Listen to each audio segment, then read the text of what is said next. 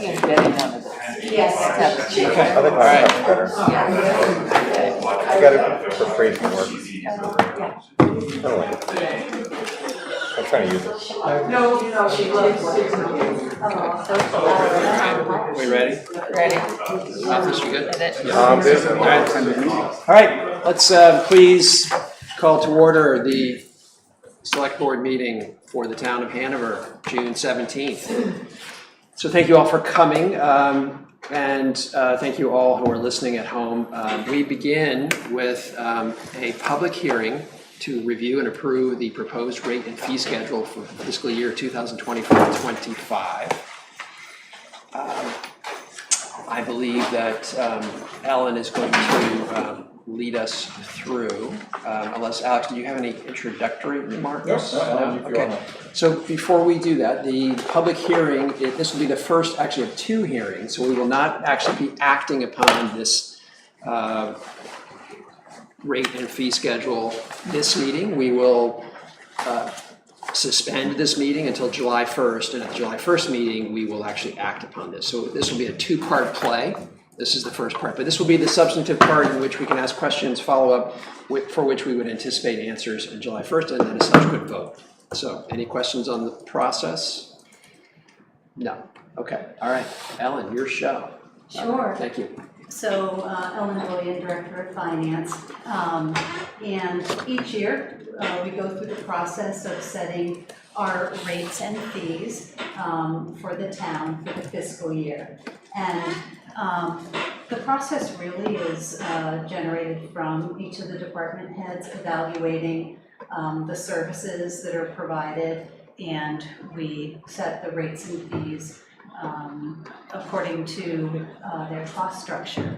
And after a very in-depth review of the rates and fees last year and many updates, we do have fewer updates this year, which I will walk through, and then am happy to answer any questions that anyone has. So for our fire and ambulance services, this year the only updates that we're making to the rates and fees is a 5% increase in the per capita fees that are charged both to Hanover and then to the towns that we service, Norwich and Lyme. For planning and zoning, all of the rates and fees are held steady. Now, some of their rates and fees really do scale with inflation and increasing costs, because some are based on value, some are based on square footage, so those revenues associated do grow independent of the rates and fees. But this year, we have added a parklet application fee of $50, and that basically is a fee to apply to have the outdoor dining seating that are in the parking spaces. For our parking division this year, sort of a companion fee for the parklet parking space offset. Each parking space that the parklet takes up is charged at $250 per space.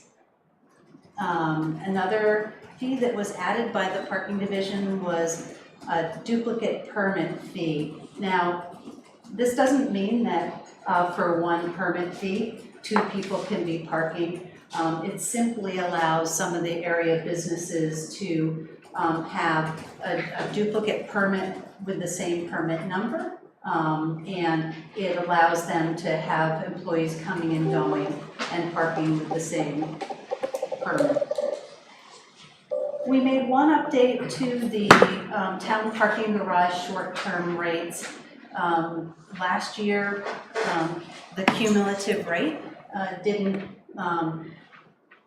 total where we came, so for the fourth hour, we have changed that rate to $1, and that brings your cumulative rate to $6 total.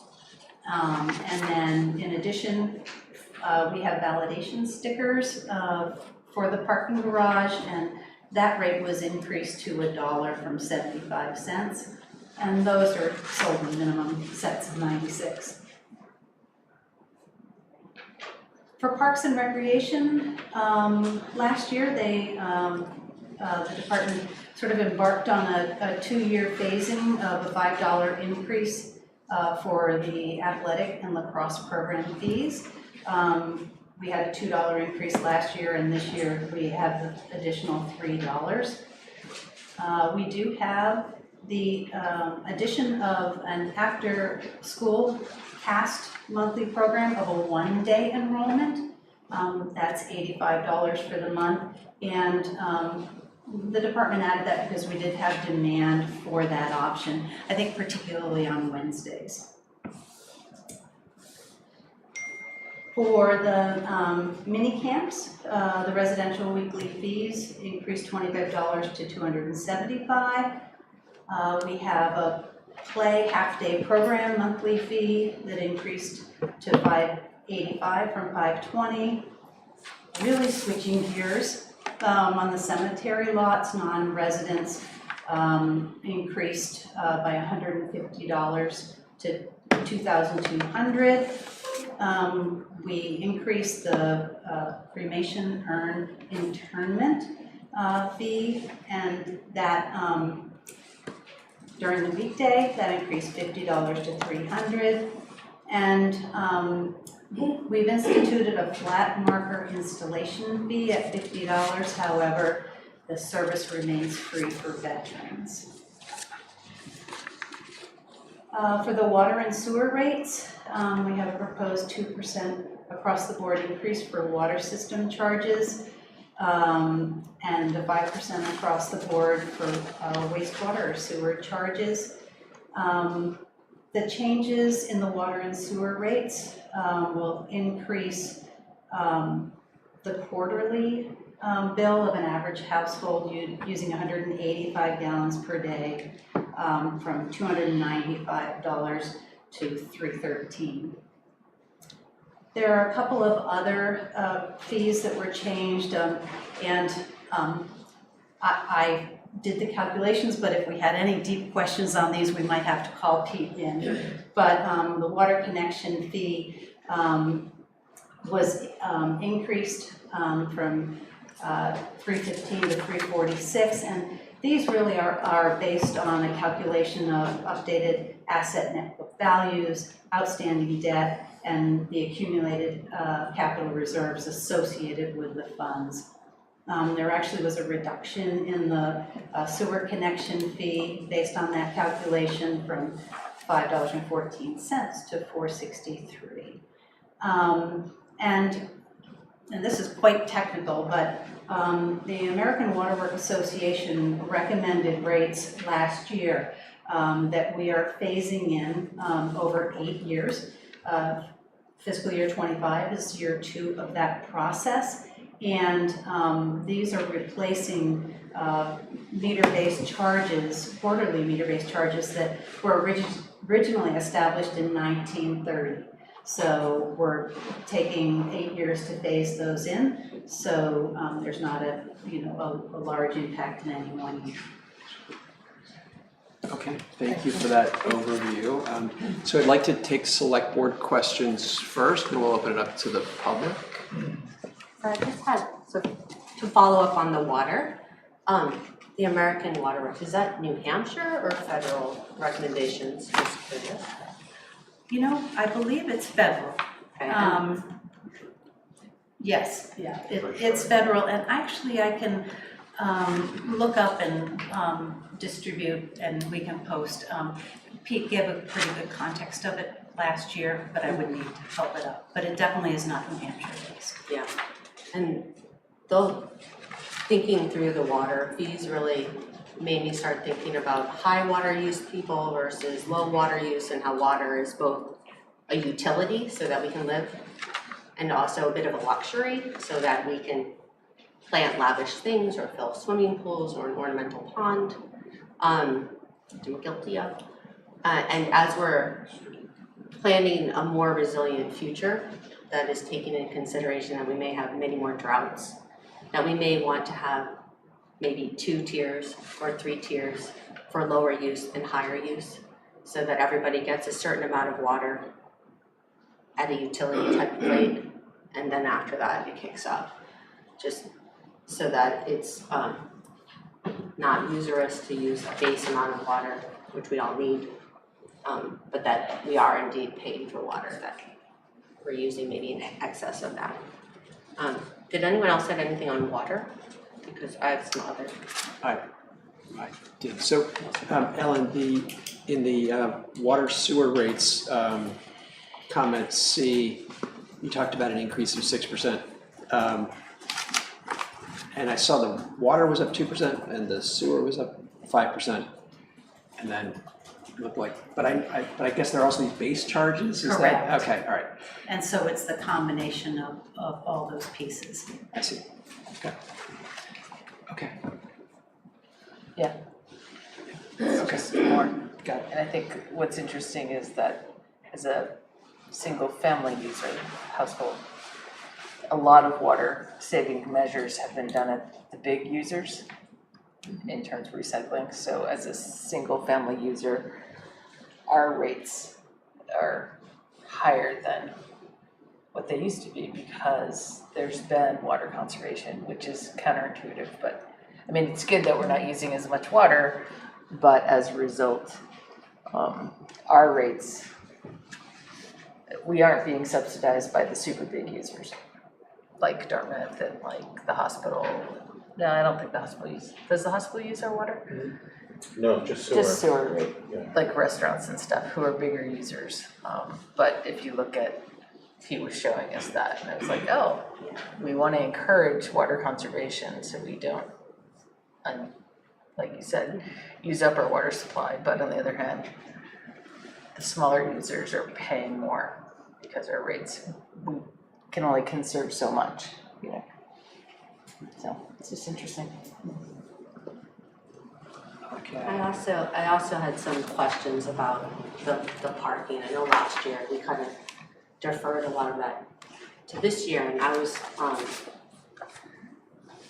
think it's important that the rates and fee structure, like I know we're maybe looking forward to maybe more dynamic pricing and interesting ways to incentivize people, but I just think it's really important that our rate structure is in line with our town objectives so that the in-demand spots cost more and that we promote turnover where we need turnover. And some of the stuff I was concerned, like for example, like a good example of this is some of our 2 to 3 hour spots, like along Main Street, cost more than the 2 to 3 hour parking lots that are a little bit further away. And they cost like 50% more. But then there are 10-hour spots that cost less than those lots and cost even less than those on-street parking spots. And some of those are closer to downtown, whether it's the deck just behind the town hall that was recently converted to 10-hour, that's cheaper, or the spots along School Street. So those are like cheaper than some of the spots that are further away. And they're also not promoting turnover because they allow for 10 hours. And then looking at the town garage, which I know comes up a bit because people maybe weren't using it or finding it, it makes me wonder whether it's just about the pricing because the town garage is more than 60% more than the 2-hour lots.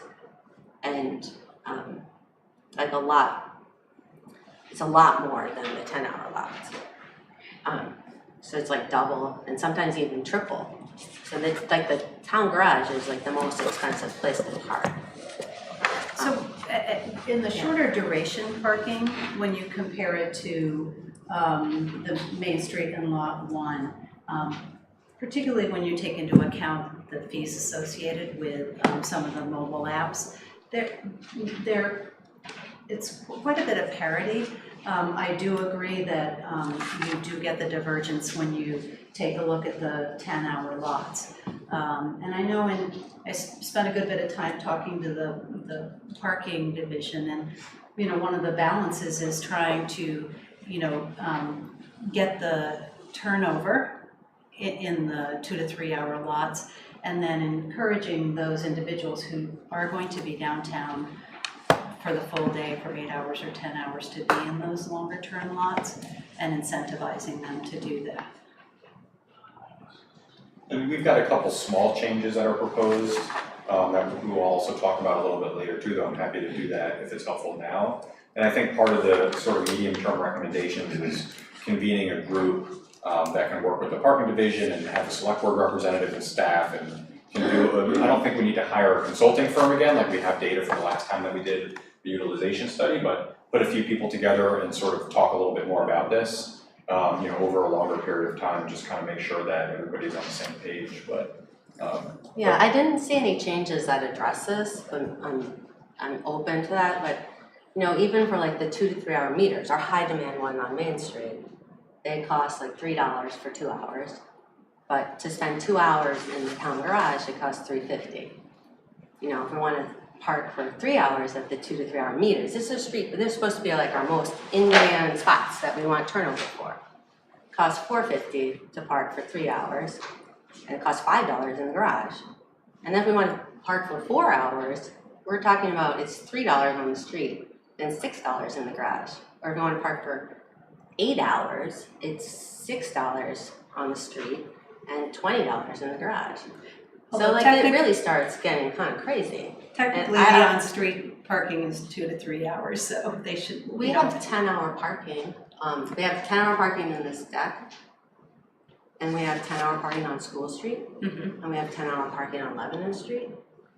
So that's street parking. That's not lot parking. We have street parking that's 10 hours.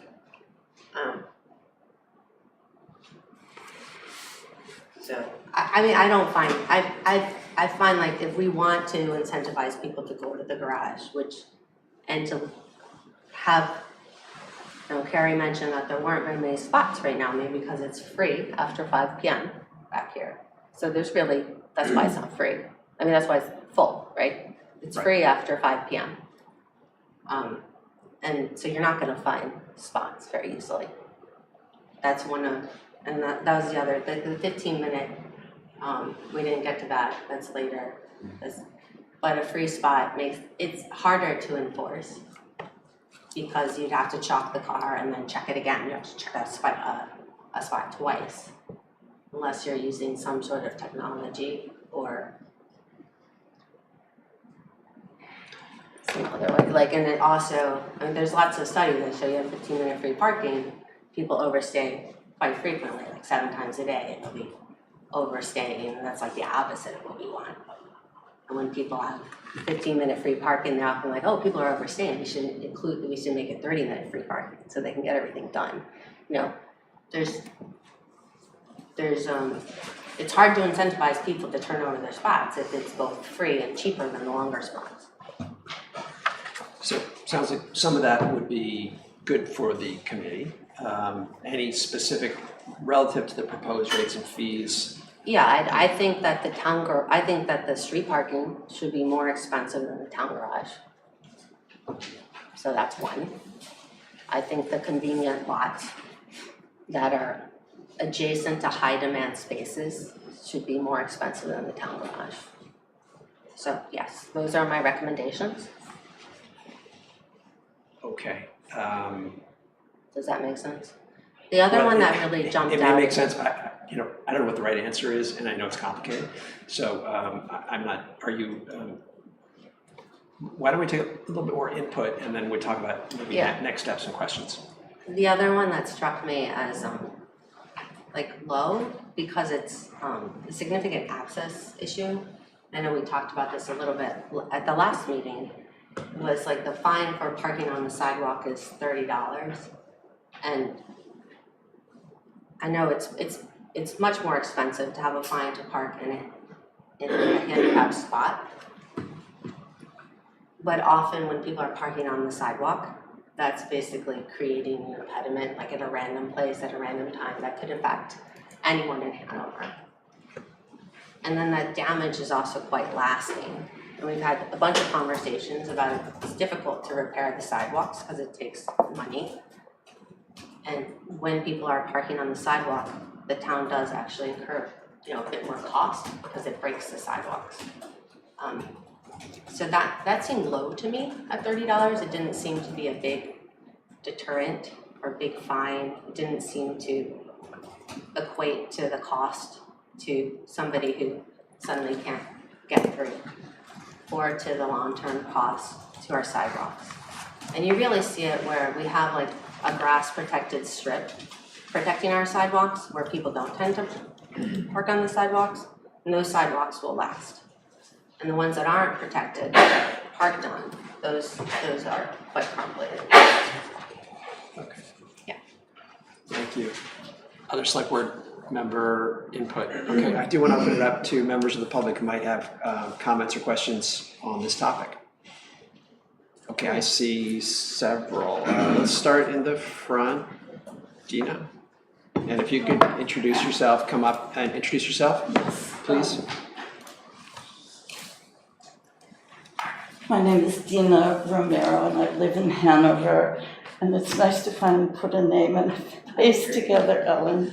And I hope so this is the time to comment about parking, is that correct? Is that what you were asking? Well, no, so the parklets, so. The this- parklets, then I can wait. Yes, sorry, this is not about That's the okay, parklets, yes. and this is a good example. It is hard to hear in this room. I am now wearing, at the age where I wear 2 hearing aids, and really, if you could please speak up and not put your hand in front of on your face, it would really be wonderful. I would appreciate it. All right. I never thought I'd come to that stage in my life. I feel like I'm being punished for always having said to my mother, get a hearing aid, get a hearing aid. Well, Okay. I have 2, and I have trouble hearing you, so. All right, we'll try to speak up. Thank you, speak Dina. up. That's why I Car- made the mistake. No worries. Kari, did you? I'm here to talk about a parking Parking, issue. soon, coming up soon. Parking or parklet? Parking. Parking. Oh, parking. So we're Parking talking is- about fees and permits, and Jenny just talked about her concern about the fees and permits for the parking program. So if you have questions about that. Yes. My fees, issue rates, is fine, parking fines. fines. Okay. So Okay. is this the right time? Yeah. Okay. I would like to ask you what the thinking is behind the handicapped parking space fine. I would never park in a handicapped spot. I mean, that's a real no-no. But I happen to be advocating for someone who was caught in a situation, and I did appeal both to Chief Dennis and to Alex, who wisely referred me back to Chief Dennis. $500 is a lot of money.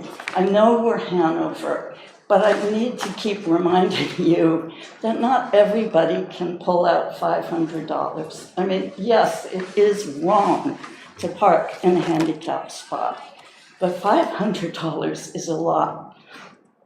The person I was advocating for, actually representing, not as an attorney, was fined $1,000.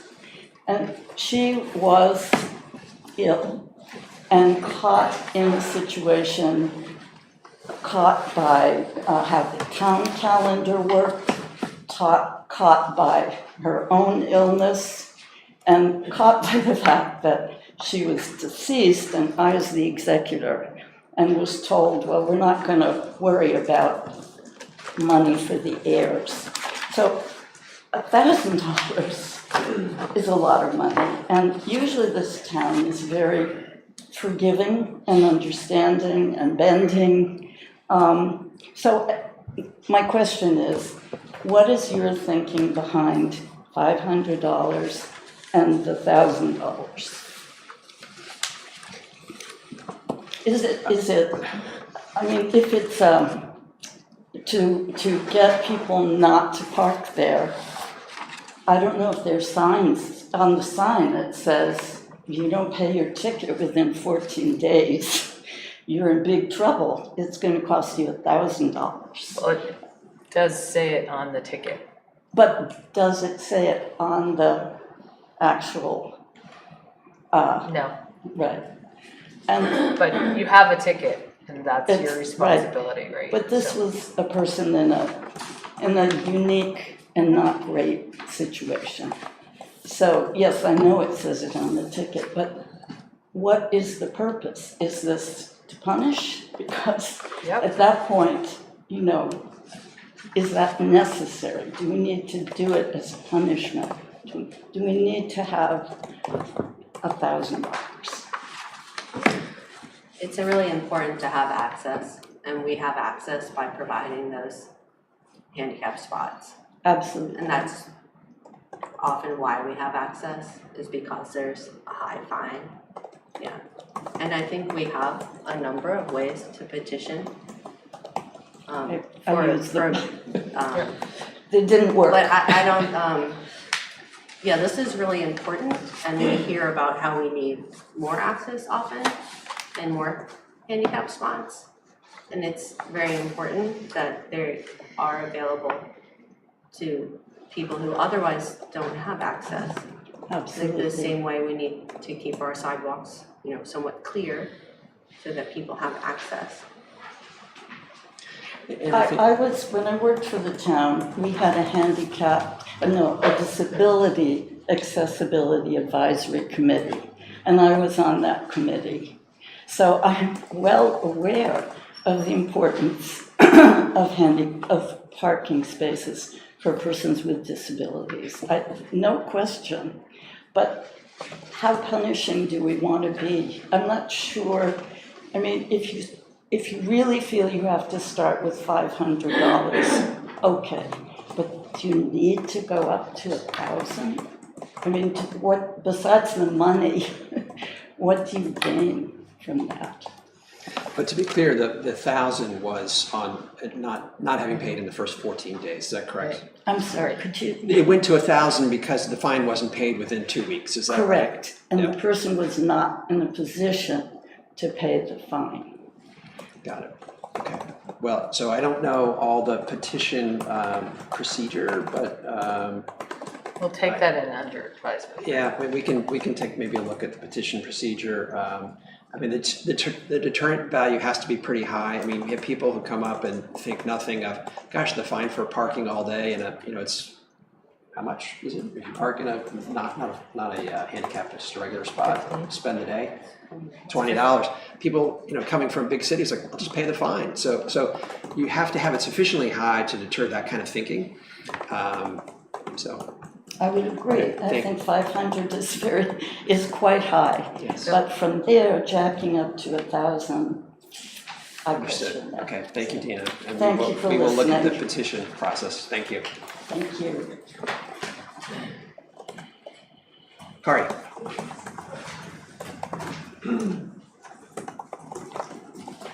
Kari Asmus, the Finance Committee has not met since the rates and fees schedule revisions came out, so I can't speak on their behalf tonight exactly, but I am sure we will discuss it at our next meeting and give thoughts to our select board member. However, in the past, there has been a particular interest in the water and sewer fees, so I thank you for the question so far on that, but I wanted to confirm that the increase does not reflect the bond payments that we are expecting to come up. Is that correct? That's correct.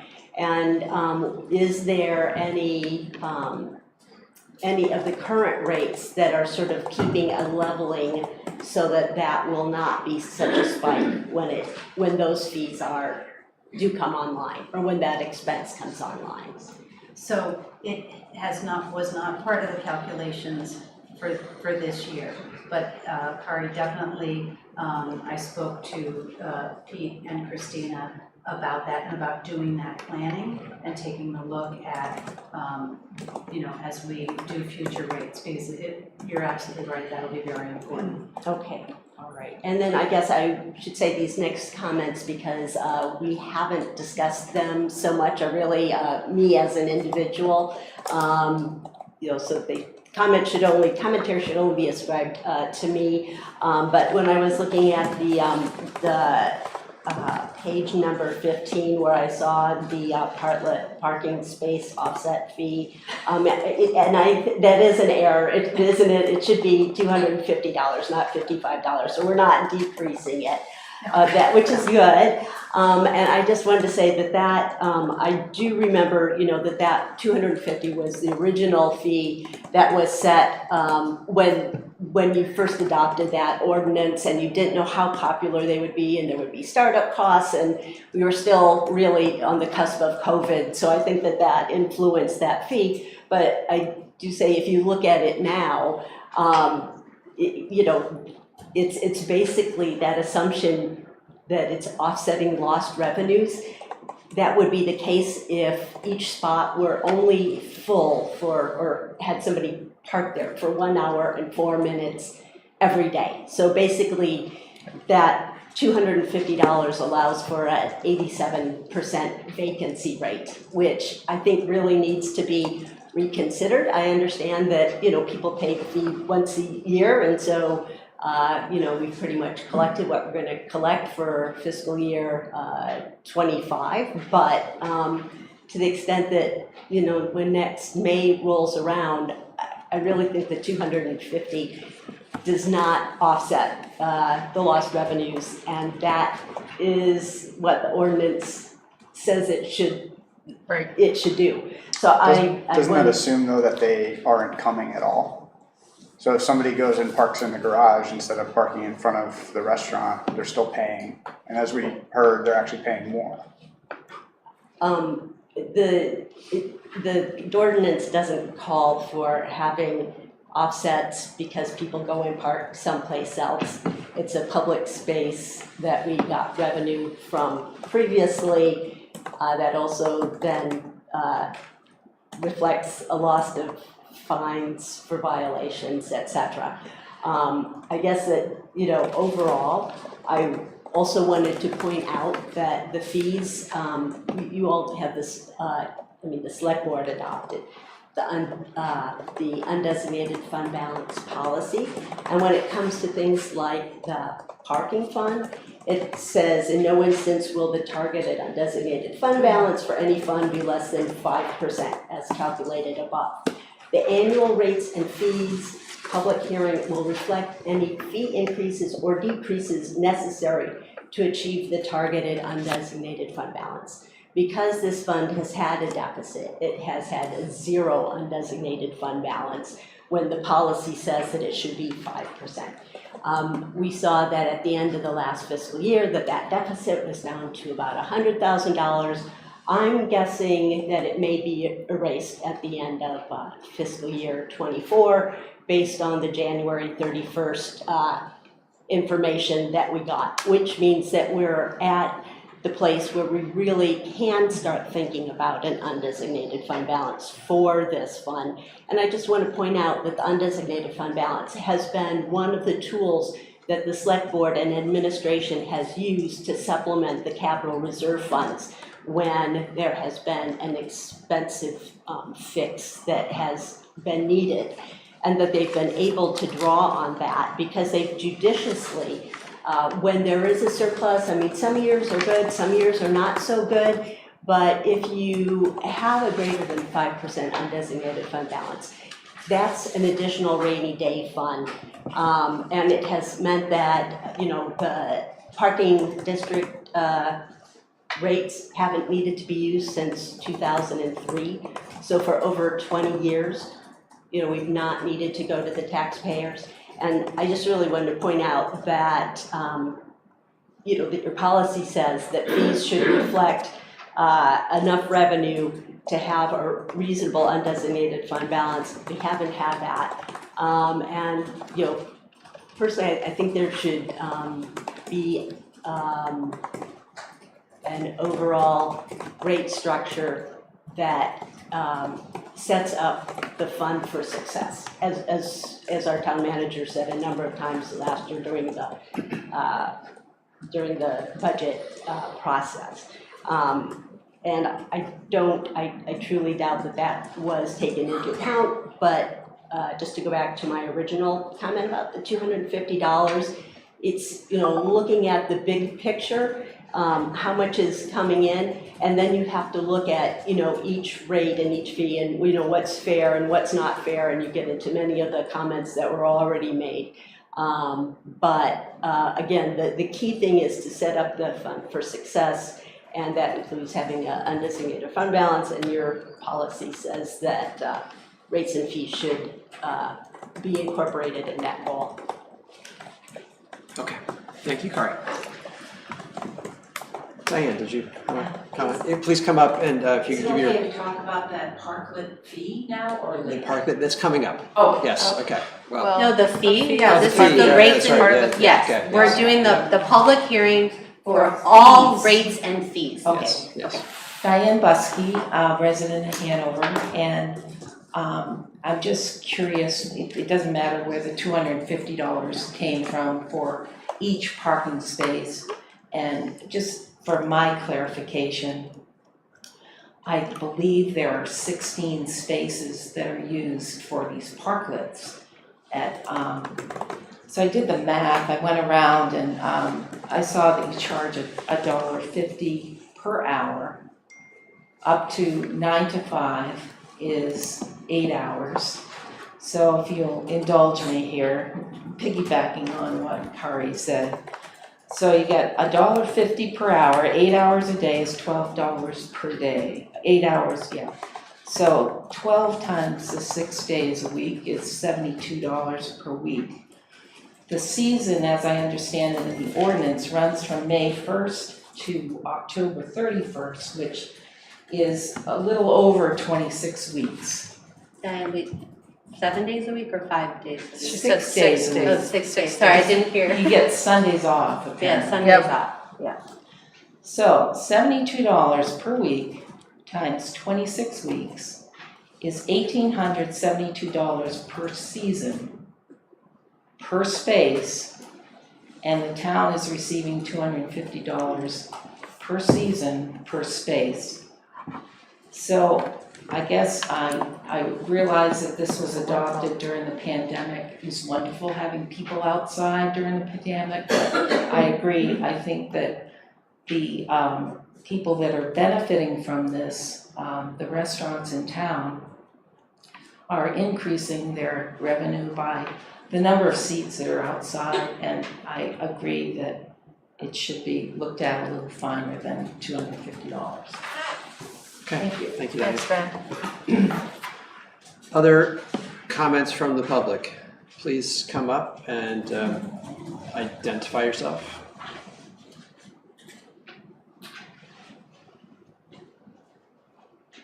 Hi, I'm Rosemary Cepeda, and I'm a resident of Hanover. And I use the garage a lot, and I think it's a great place to park. And I appreciate Jenny's comments on how much more expensive it is. I also want to remind everybody, you pull your ticket when you enter, you have to drive around and find a place to park. And particularly, once you've gotten in, they're not easy spots to park in. They do take some time, and if you've got multiple people backed up to try and get in, that's taking time. Your clock is already ticking.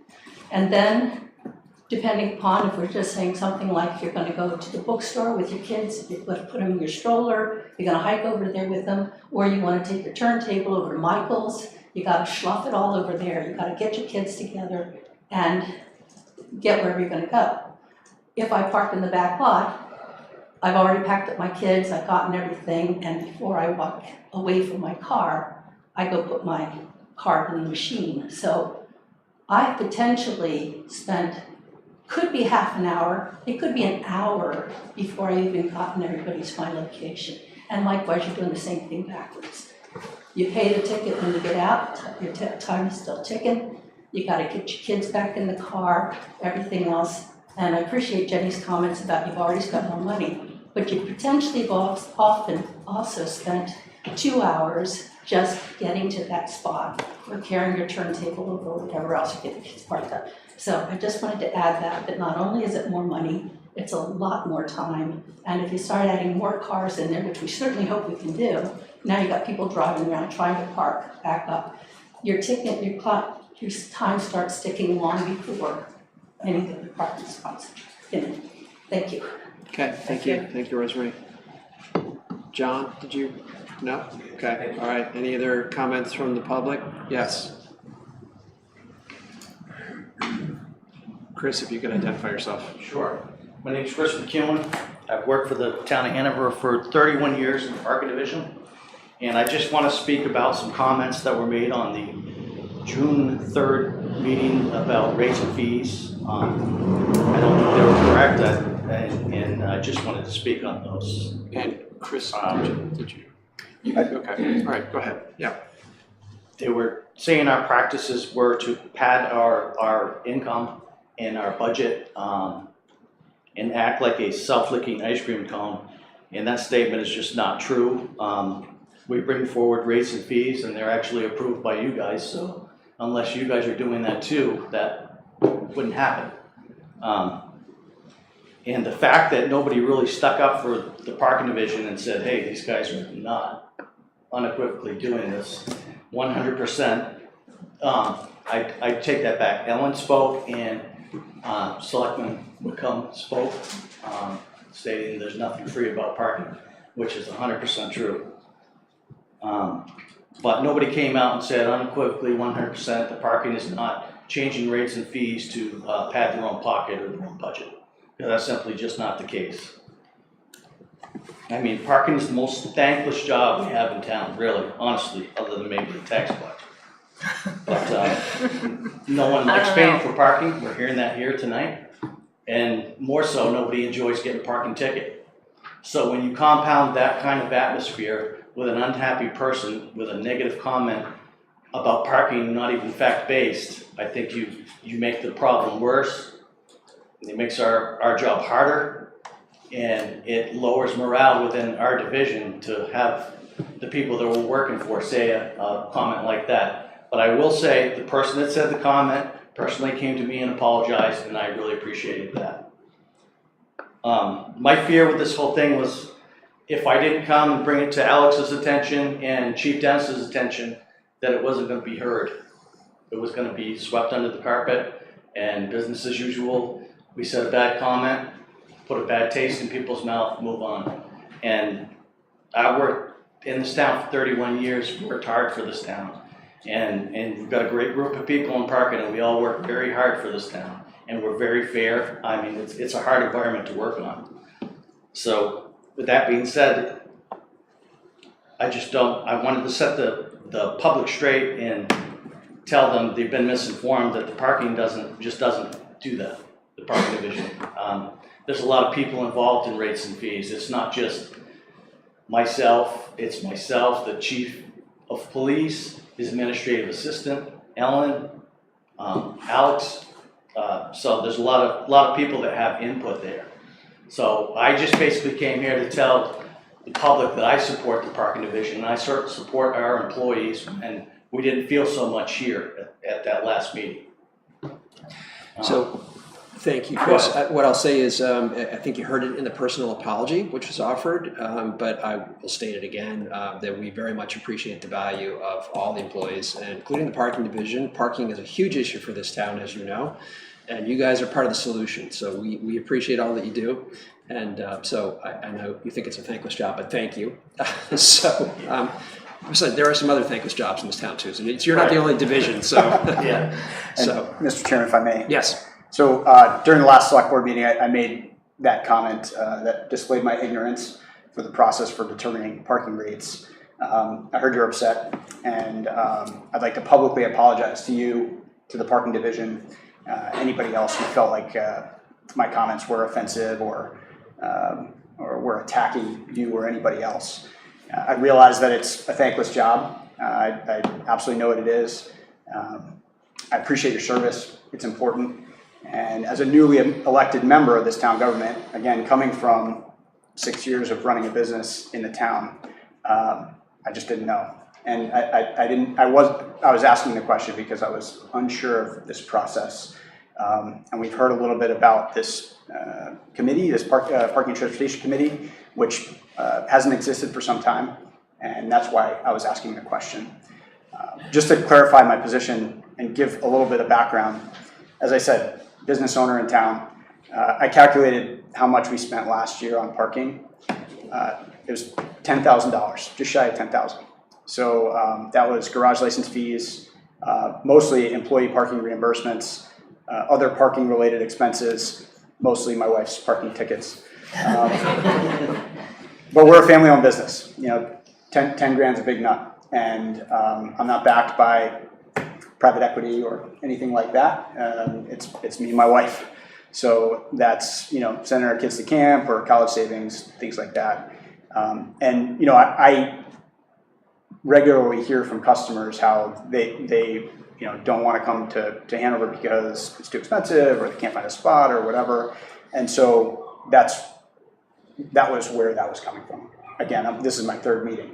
So I'm ignorant, I'm wet behind the ears. I let my frustration show, and I'm sorry for that. Recently though, we've seen some really meaningful collaboration between the parking division and this group of business owners that have come together and really are trying to do good things for the downtown, and that's great. And we need to continue that collaboration. I regret if my comments were any kind of setback because they absolutely weren't meant to do that. And I hope that we can find a way to continue to make progress on this, improve the experience for our visitors, improve the experience for our employees who work in this town and live in other places and have to pay for parking, improve your work as well. So I hope it's not taken personally. I certainly did not mean that you were patting your pockets or anything like that. I just didn't know how these decisions were made, and I'm learning that now. And I appreciate you coming here and saying that, because you're right to do it, and I'm glad you're taking the leadership to call us out. And I appreciate your apology. Yeah, thanks. So thank you. And one other thing, the comments about the martial lot and the SM63 deck, about them being 10-hour meters, and the fact that martial lot is $6 a day at 75 cents an hour to park in there. That is a cheap rate. For the garage, if you join the downtown employee program, if you work in town, you can get a permit through the town for free to park in the garage for $8 a day. So it's $2 more, but most of the time you're undercover. Your vehicle is on camera watch. You're being waited on by a cashier, and I don't know how many times I hear it's nice to have that personal touch in the garage. So you're paying for those extras, and even the average customers that come in, you take a ticket, you come in, yeah, it might take you some time to get going what you got to do, but you're paying for exactly what you use. Whereas at a parking meter, you might be saying, oh, I don't want a ticket, I'm going to pay $3 today at a 2-hour meter, and plus a 40-cent transaction fee if you're using mobile app or highest mobile app. So the rates are pretty close, and they were all based on the 2019 Desmond study. And their way of thinking is you work from the core in, you start the least expensive on the core, get everybody on the outside. And that martial lot, when I first started, was a 2-hour lot, I believe. And that was back in probably 29 years ago when Peter Christians was still here. There was an employee there, a waitress, that had a petition go around, and they changed that lot to a 10-hour lot for that very reason. So by that being, you look at Marshall Lot, School Street, SM63, yeah, they're still kind of downtown, but they're not right in the core like Lot 3, Lot 6, Lebanon Street, South Main, South Street, Lot 1. So that's the idea behind it. And with the downtown employee program, you can, with that permit, you can also park at Thompson Arena for free. So Okay. that's the incentive for the employees there. I guess I went on a little too long. No, that's fine. That's fine, Chris. Thank you. We're all learning. Thank you. Appreciate it. Okay. Any other questions? Yes, Alex.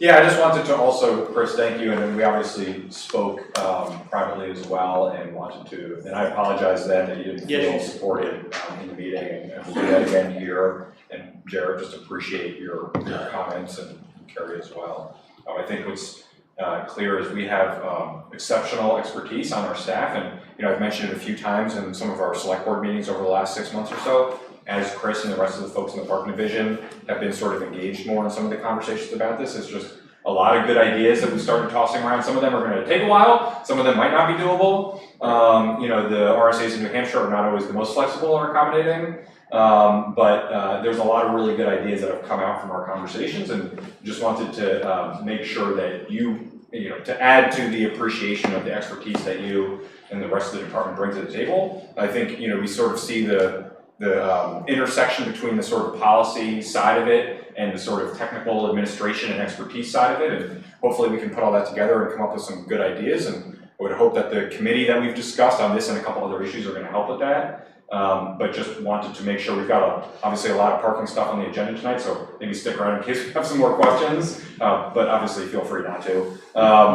But just wanted to make sure that that you and the rest of the staff always feel that we need your expertise in these conversations and the conversations that we have outside of here, and that's just really important. No, thank you for your time. Thanks, Chris. All right, are there any other comments in this public hearing before we close it? I just want to make Yes. one more Yeah. comment on parklets. So I agree that $250 is pretty cheap. I mean, I think any of the restaurants in town would be willing to pay more than that, and that kind of should be our bar, is what's the willingness to pay, right? But I also think that the assumption that that space is gone and that car or that person who's paying is not going somewhere else is a false assumption. I think those 16 spots, even though we're displacing them, I think we're displacing those cars to other places like the garage or outside of the downtown core. And anecdotally, what I've heard from other businesses, not restaurant businesses, is that their business has improved since the parklets are there. There's more people walking around, there's more people spending time, there's more people that are coming to town just to hang out and walk around and shop and whatever else. So I think there may be some cost to the downtown, but I actually think that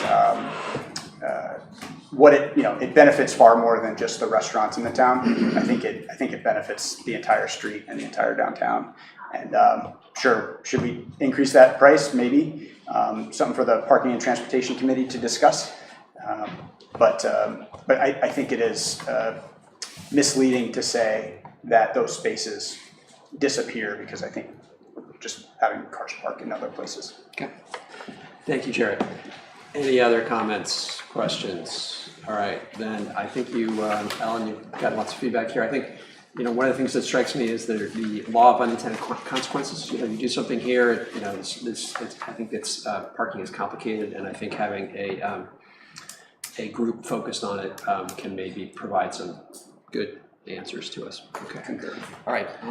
So this is a procedure question. Do we just continue this public hearing to the 1st, or do we close it and reopen? No, you continue it. Continue it, right? So we can just continue the public hearing for the rates and fees schedule to July 1? That's what we did last year. Yeah. Well, I'm sure, just because part of the reason we're pushing this particular one off is that we're not sure we noticed it properly. Oh, okay. So in that particular instance, I might suggest that we close the one that may not have been noticed properly. Yeah, but Alex, then we need to have we noticed the other one? We're gonna have to do that, we need to do that anyway. Because the RSA, we don't recall, I don't know if this has been done a long time in the past, but we have to post the entire packet of rates and fees, which we haven't done in some number of years. So I would I think it's a little safer to basically close this one, and then we're gonna renotice it anyway for the 1st. Okay. So then we will need another motion to be added to the motions right? Yes, I thought it was on there, but It's on there. it should be on there. I think we've got 4 or 5 lined up for this. We've got placemaking, noise, parking, Well, we can do that. So yeah, we will need to craft another motion. What if we just, I move that, well, you can just close. You can close this You can meeting. just close the public Yeah. hearing Okay. and then we can just do a motion right after. How's that? Sure. Okay, let's do that. So It's out of order, but are you okay with that? I'm okay with that. Yes, all right. So, Okay. so move to close the. Then No, can you just close. That's your job. Closed. Closed. All right. Okay. Take a motion. Thank you. So I move that we, what's the word I'm looking for? Schedule a public hearing for July 1st, Monday, July 1st, to hear, to review and approve rates and fees schedule, Did you say public hearing? public hearing. Public hearing. Yeah. Second. Is there a second? This, okay. All those in favor? Aye. Aye. Okay, all right. Okay, Karen. Yep. Check your email. Ted is saying something. Okay. Not your private computers. This is all my boxes.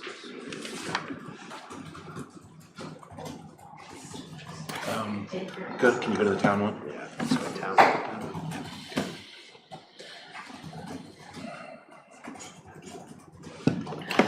Let me just show you mine. All right, just 1 second.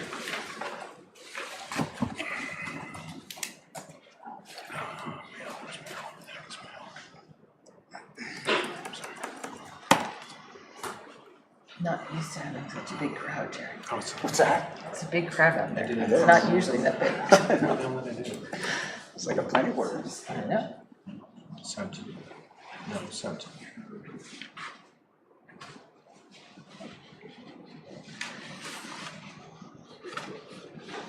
You get it bigger. That's what you're gonna say.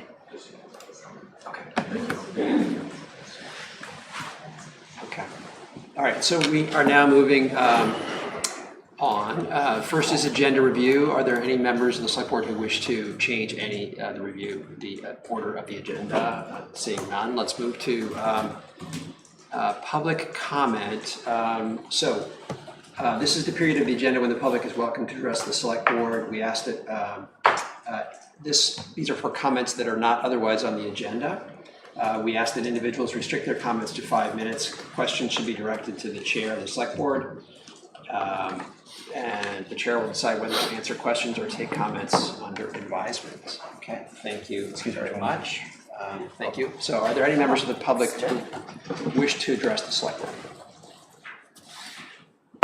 Please come forward. We'll start, Bill, hang on 1 second. We'll start, yes, please come forward. Yes. Hello, If you could my say. name is Linda Fowler. I live in Webster Terrace in Hanover, and I'm here because I decided not to raise the issue of decision-making in the town with regard to mobilizing the police on May 1 with respect to the student protests.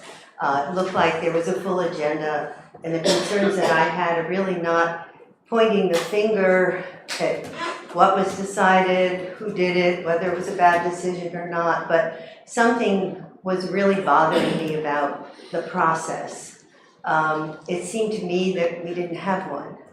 And it seems to me that we ought to have one because these kinds of issues could continue to come up. So I'd like to know how much informed the select board was, how much deliberation went into the decision, but more importantly, I'd like to know what we're going to do as a town going forward. It bothers me that our police department seems to have become a security force for the college, and I don't think that's appropriate. College has disciplinary procedures and so forth.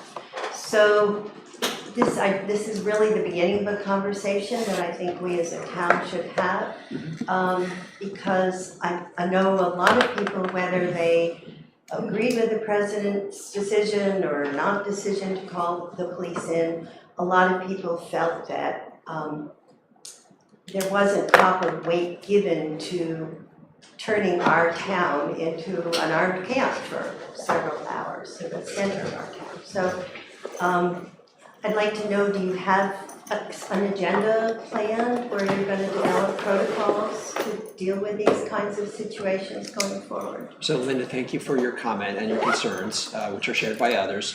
What was said at town meeting was that we would put together a listening session on this topic, and we would be taking feedback, concerns, etc. That is still very much the intention of the select board, so we don't have anything to announce tonight with respect to that. Yeah. But that is still very much on the agenda. Well, I guess I'm encouraging you to have the listening session. Yes. Thank you. Okay, thank you, Linda. Others, Bill.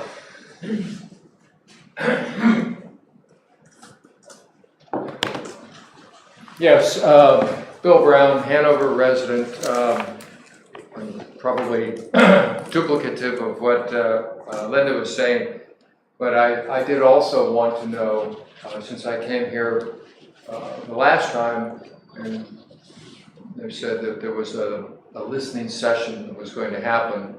I haven't seen anything on it yet, and I wanted to make sure that is still in the works. Still in the works.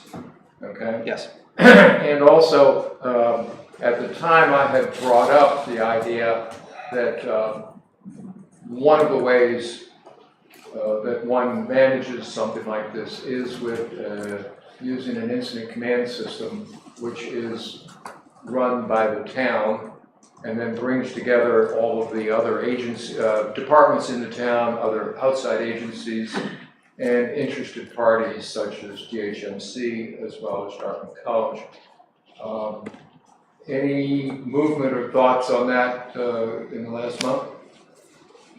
I do think that's a topic that can be touched upon in this listening session, so that specific question can be addressed. Okay. So, yes. Well, thank you very much. Okay, thanks, Bill. Others?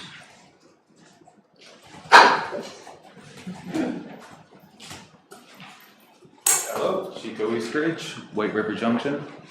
I came for the board back in April to ask why arrest records hadn't been released to the Valley News about the 2 arrests of the students back in October who had been arrested for allegedly trespassing on Dartmouth's property, and also asked that the board formulate some sort of procedure for releasing records like this, so that they wouldn't necessarily have to be held up in court, and there'd be more transparency in the government. I was informed that RSA 91, which is an offspring of the Freedom of Information Act, as New Hampshire's right to know law, has a clause about exemptions to privacy concerns, and that the town is trying to protect, the town has an obligation to uphold a balance between an individual's privacy concerns and the public's right to know. And I didn't think that there was a proper balance there, that potentially those documents could be released with some redactions or something like that to get it more in line with a balance. And so since then, I did some research on RSA 91. I read a bunch of case law, did some homework, and tried to find out more about those privacy concerns and like how they're actually defined. And frankly, it's difficult to figure it out. It's not all that well defined in the town's defense. But time after time, you do find some very strong language from the courts. I'll read. The purpose of the right to know law is to ensure both the greatest possible public access to the actions, discussions, and records of all public bodies and their accountability to the people. The public's right of access to governmental proceedings and records shall not be unreasonably restricted. The court construes provisions favoring disclosure broadly while construing exemptions narrowly. And so in layman's terms, that you're less likely to get in trouble for releasing something than not releasing something. And there are exemptions. There are some clearly outlined things, but privacy is a tricky one. But then I found out a little bit later on that the individuals in this case had given consent for these documents to be released. And so, not to mince words, but I find it a bit two-faced to look me in the eye and say that you're trying to protect an individual's privacy concerns when those individuals are saying don't. And I wasn't the only one that thought that. Last week, the Honorable Stephen M. Huron, a judicial referee in the Grafton Superior Court, who was upheld by the Honorable Lawrence McLeod, the presiding judge, handed down an order for these records to be released and for the town to pay back the Valley News's attorney's fees for an egregious handling of public rights to know. And I brought this decision with some highlights in it so you could look through it, because they really kind of took you to the boards. It's not a nuanced decision.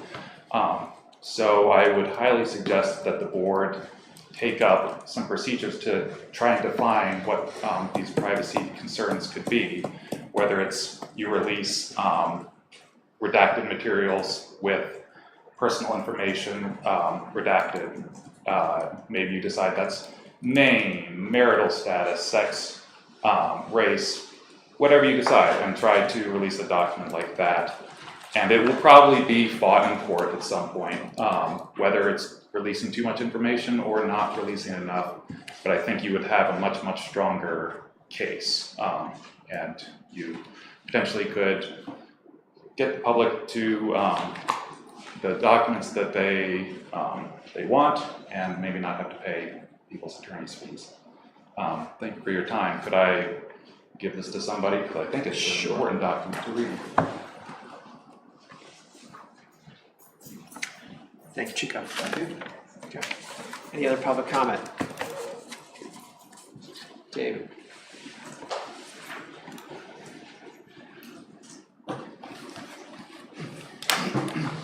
I'm David Vincelette from Hanover. I'm a retired military veteran with the duty to expose federal and state constitutional violations. 19 years ago, I began investigating Hanover dumping of contaminated asphalt waste on town roads, rural roads next to our water supply on Old Dana Road and Moose Mountain. I found asphalt waste in Mink Brook and Stores Pond and reported to Hanover Police and the Department of Environmental Services. DES subsequently inspected and found asphalt waste in Mink Brook. When I complained about asphalt waste, I was told that Dartmouth was part of the asphalt waste recycling program. When I tried to notify then Dartmouth President Hanlon that Dartmouth was polluting sacred waters, I was abused, chained, and arrested by Dartmouth Security and Hanover Police.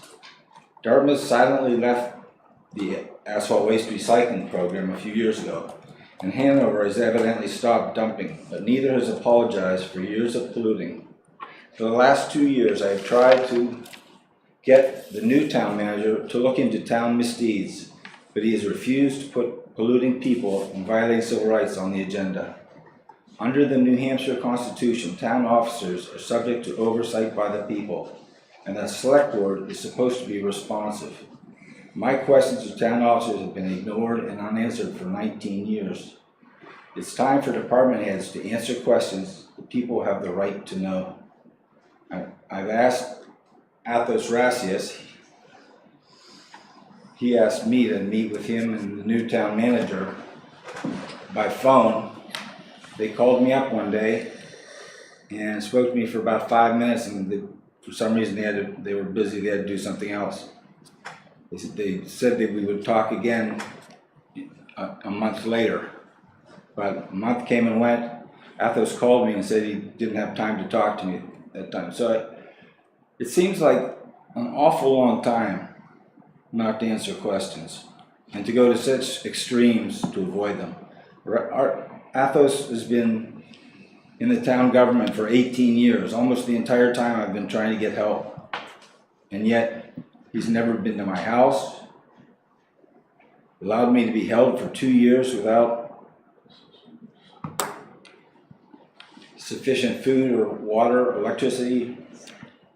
And now he's stepped down, so there's a new president that a new chairman I have to try to convince to bring people to get to answer questions. The board, 3 unions, all were involved in holding us hostage in a concentration camp of socioeconomic refugees. When they took my land, it wasn't enough that they took the land.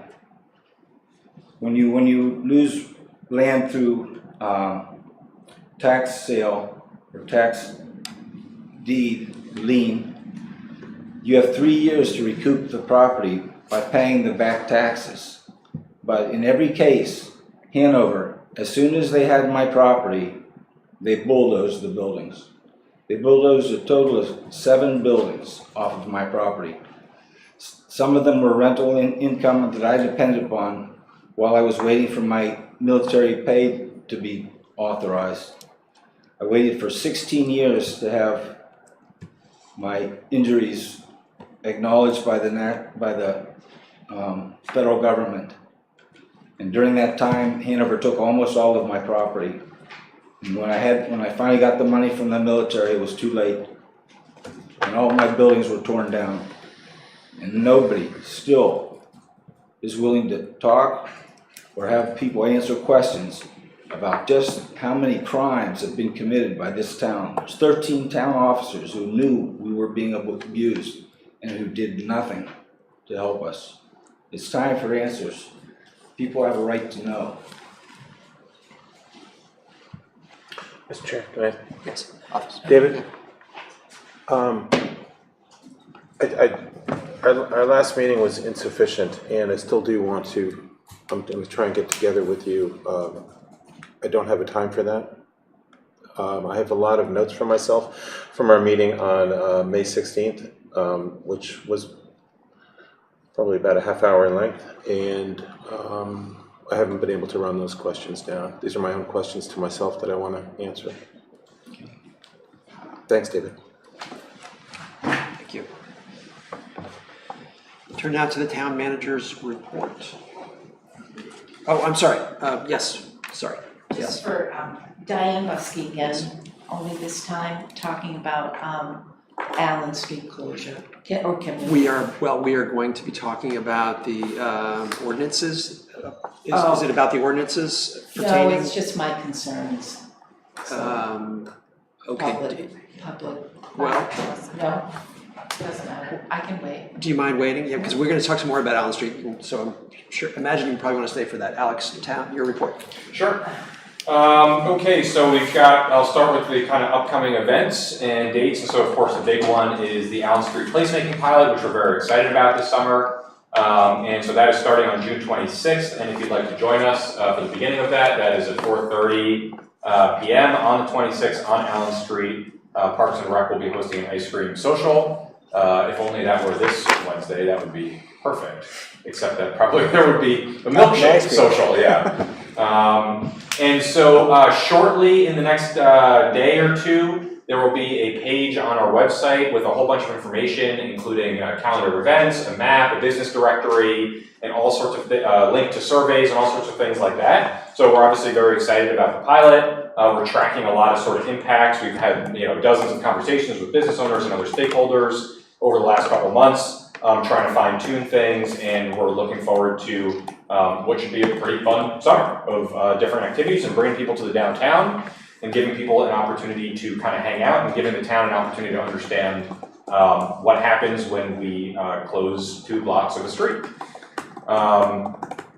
Next, moving on to human resources and personnel. So since my last report, we have had 2 employees leave employment and 3 employees start. So I'd like to welcome Nina as our community nurse, Jordan to dispatching at Hanover Police, and Mary to human resources. So those are all very exciting hires. We do have 13 listings open right now, I think for 12 positions total. And that is nearly 10% of our benefits eligible staff. So we do still have a lot of struggles and challenges with hiring. But all of our open positions are online at hanovernh.org/employment. Fire chief, so it's an exciting update, which is after a pretty rigorous application process that involved We saw about 24 applicants from a bunch of different states, including a bunch of different states in New England, and an assessment center that's run by a consulting company, MRI, that has a really great tool for assessing police and fire promotions and candidates. We've used the police department also for a pretty long time. We are excited to announce that our acting chief, deputy chief, will be promoted to fire chief. So we congratulate Mike Gilbert for that. Mike's been with the town obviously for a long time and has done quite a job basically doing the chief and deputy chief positions for the last 9 months or so, and sometimes the administrative assistant position as well, which is also split by my administrative assistant, Carrie Osgood. So there's a lot of people covering a lot of different things right now. We did multiple rounds of interviews and then in the assessment center that resulted in 2 finalists who both scored exceptionally well in that assessment. So we congratulate Mike for his new leadership role, and we have our deputy chief position, which is posted internally until June 20th, and we'll be announcing an appointment in the coming month for that. So we're looking forward to a new chapter of senior leadership in Hanover Fire. We get a lot of great comments from people in the community about the service that Hanover Fire provides, especially on the medical side, and so we look forward to getting to continue all of that under some new leadership. Next is trainings. This is really just sort of an FYI, which is that in a bunch of different areas we've fallen behind over maybe the last 5 or 10 years in sort of doing annual trainings for certain staff and different, for town-wide trainings for our staff. Some departments do a really good job of doing very specialized trainings, such as at the fire department, for example. But we need to do some broader staff trainings, and some of those things may include losing service to a building for an hour or 2. So there's a note posted outside, I think for July 9th, for a training that we're doing in town hall for all staff. It's really hard to get schedules on the same page, so just wanted to give you all the FYI and make sure the public is aware that if there is going to be any disruption of service to town offices, there likely would be only for a couple hours, and we'll do our best job to post everything, on the building, online, let you all know well in advance so people can plan around that. And then next is just a hat tip this month to Norm, our assessing director. And so I thought I had a picture in here, but I guess not. Norm spoke at the Northeast Association of Assessing Officials Conference. So he was part of a panel of a bunch of different assessors from different towns talking about how assessing works in different states in the Northeast. So always appreciate when employees are out getting to sort of speak, use their expertise to help educate others as well. So thank you, Norm, for that. All right, moving on to budget and finance. I could read what Ellen wrote, but it's probably best to hear it right from the expert. I made the commitment to come and give you updates on our audit, and so we will continue to do that. First starting with the fiscal year 23 audit. The last update that I gave actually was that we have 2 outstanding questionnaires. My date to submit those at the end of next week. But as of today, the good news is that our lead auditor had an audit this week canceled. So he has returned his attention to our audit. I got 2 requests today, both of which were answered today, and expect to continue that focus and provide the information that he needs and his team needs. He did say that given that their office is closed the week of 4th of July, that he felt that a good target date for the firm would be the 2nd or 3rd week in July. So I'll continue to provide updates, but that's where we stand with the 23 audit. I was pleased to have that progress and his commitment to be working on that. And I think the other thing that I noted was that part of the finalization of the audit is requests that go out to our legal support, and I had asked our lead auditor if those could go out now. That it's actually something that goes when the final draft is done. So once we get the final draft, then those requests will go out, and we usually get timely response, but that would be another potential limiting factor to crossing the finish line, but not a large one. And then turning to the fiscal year 24 audit, which we have not. Of course, haven't quite crossed the finish line, but I have already received the initial documentation from our audit firm. We have an on-site preliminary audit work date scheduled for July 23rd, where we will be walking through internal controls, questionnaires that we've received, and some walkthroughs. These are reviews that don't include our financials or our general ledger because we won't be complete at that time. And then we do have our on-site audit work scheduled for the week of September 9th. Depending on how that on-site work goes, it could extend into the following week. The other, of course, large project that we have is, again, the continuation of the fixed asset reconciliation project, and again, the mapping of the existing assets are continuing, and basically we still have quite a bit of work to do, but that is continuing. Thank you, Ellen, not only for the report on the audit, but all the work that you're doing to get us there. Much appreciated. Questions for Ellen on that? Okay, thank you. Great, thanks, Ellen. Okay, rates and fees, I don't think I need to do any more on that for this meeting. Moving on to housing redevelopment and planning. I don't have updates for Make Work Community Workforce Housing Project, nor the rental registration program, which we're continuing to interview candidates for that position. I wanted to include just a note about the RFEIs that we discussed in one or two prior meetings that were mostly under the context of parking related changes, but also, we're not quite ready, I think, to throw anything out there yet, but obviously there's a major housing component to this as well. Likely the idea is that we would get back for expanding parking in any service parking lots would be residential above. That would make that project financially viable for a private owner. But now with the master plan done, for the most, other than chapter 11, which we'll come back to in a minute, we want us to start thinking about what can we do to start kind of putting pen to paper or rubber to the road or some other similar analogy, housing related, especially in the downtown, in the area where there's a lot of support in the community for greater density, greater height, things like that. So just sort of an idea, I wanted to put it on the radar. Again, trying to sort of put things out there before we're ready, just so everybody's aware of kind of what we're thinking about on the staff side. Alex, I just have a couple of quick comments on that. So I know that we have a RFP out, or maybe it's back now, for our condition assessment or facilities assessment. I kind of feel like we should do a little due diligence, especially on the parking garage.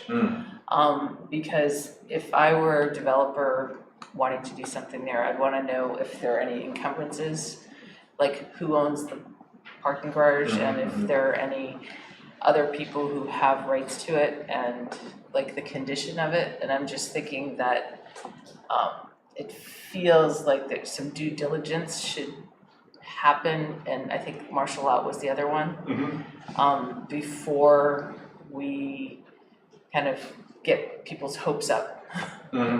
Because I think it's just good practice to know if there are any other property owners, and I think we do a fairly good job of understanding what's going on with the parking structure in terms of, I know that I've sat here and listened to membranes on the parking, the cost of membranes and stuff. So I didn't know if as part of the background material that's released with the, what do we call them, RFEIs, that we know what our asset is too. So I would like to ask that we have that information before we release. Totally agree, otherwise it really makes it hard for people to respond. I think we put out some, whatever we have with like capital, the latest evaluation of the deck, what repairs have been done, it's assessed value, that kind of stuff. If there are easements, if there are I'm not sure if there are restrictions or anything like that. So it just feels like that would be something good to have And it would be great to see kind of the draft before it is released, just because it is a town asset and no matter what happens to it, we should all know what its value is now and what it could be. Great. Agree, and I think we're probably several months out from really thinking about this more, but just, in some of our internal conversations that come up a few times, so I just wanted to make sure to put that on there too. And the same goes here. Right, I've been thinking about it and thinking, okay, if I were a developer, what would I wanna know? And I would wanna know what conditions it's in, are there any restrictions in terms of adjacent landowners, are there any infrastructure issues, is there a river perhaps flowing underneath the property? Perhaps. And what does that mean? Specific example. So I just think, it's part of like liabilities as well, Right. just so making sure we're looking after the town on that, so thanks. Sure. Master plan, I just wanted to throw an update in there, which is there's a lot that's done that's online. Chapter 11, which is the implementation chapter, is still being finalized. We're going to do a podcast episode with a couple folks from planning and planning board to sort of talk about maybe do a little bit of a summary, but really kind of make it action oriented, like what's next. So, okay, master plan's done. What do we do now? And just make sure everybody sort of knows, what direction that is encouraging us to go in and what that means. I have some awesome news. Yeah. I'm hesitant to share, but I'm a member of the New Hampshire Planners Association, and Hanover's town master plan was the plan of the year, which is awesome. Yeah, it is great. It is awesome. Oh, were you going to say that? I'm sorry. The planning board update. Yeah. Oh, I'm sorry. I was like so excited that it was like all this work. And I got a good picture from that. I was going to include it next month. So we're like, I'm sorry. Add that I blew it is for the significant advancement for the science and art of planning. Oh, well, there you go. That's way better. Originality, transferability, quality, comprehensiveness, and public outreach. And if we have a moment, our Jared Burke was one of the subcommittee members who helped craft the master plan, as was Joanna, Beth Easenhard, Brian Edwards, Paul Simon, and Erin Heinowitz was a student rep from Dartmouth, Yolanda Baumgarten, who's on Sustainable Hanover, chair of Sustainable Hanover, and Chris Kennedy, a local business owner, and of course our staff, basically all the planning staff. But Vicky especially. Vicky Smith was penning a lot of it, and Rob Hausman and Bruce Simpson and Alex Taft, and of course all the planning board, the rest of the planning board passed it. So Nancy Carter was previously our select board representative, Michael Cox, Brian Edwards, the chair, Christy McDevitt, Jack O'Toole, Catherine Reekie, Ian Sim, and Paul Simon. And then all of the hundreds of comments that came in and people who attended meetings, and that was part of what the plan was judged on, was the public outreach component. So it really made a difference that our town showed up and gave comments as individuals and in groups. So thank you all for all of that engagement. Congratulations. Yeah, it's great. Thanks. Big step forward. Yeah, it's awesome. And then on a similar note, I did include a memo from Rob Hausman about the question from last meeting about with the $50,000 that was in the budget for consulting fees plus the $100,000 from the state, what would that all be spent on? And so I provided that memo where Rob explains that the total cost of the zoning rewrite is $150,000, and he was planning on, if getting no grant money, to space that out over 3 years in a worst case scenario, $50,000 a year, or 2 years, $50,000 this year, and he was going to ask for $100,000 next year to get to that 150 number. So by having the amount in the budget plus the grant funding, it allows everything to be done in 1 year. Awesome. So wanted to make sure to circle back on that. And again, there's a memo from Rob who explains a little more detail in the packet. Moving on to some transportation mobility related updates. There's a long memo that I will probably go through to some degree when we get there, so I'll save some of that stuff. I did just want to make a note.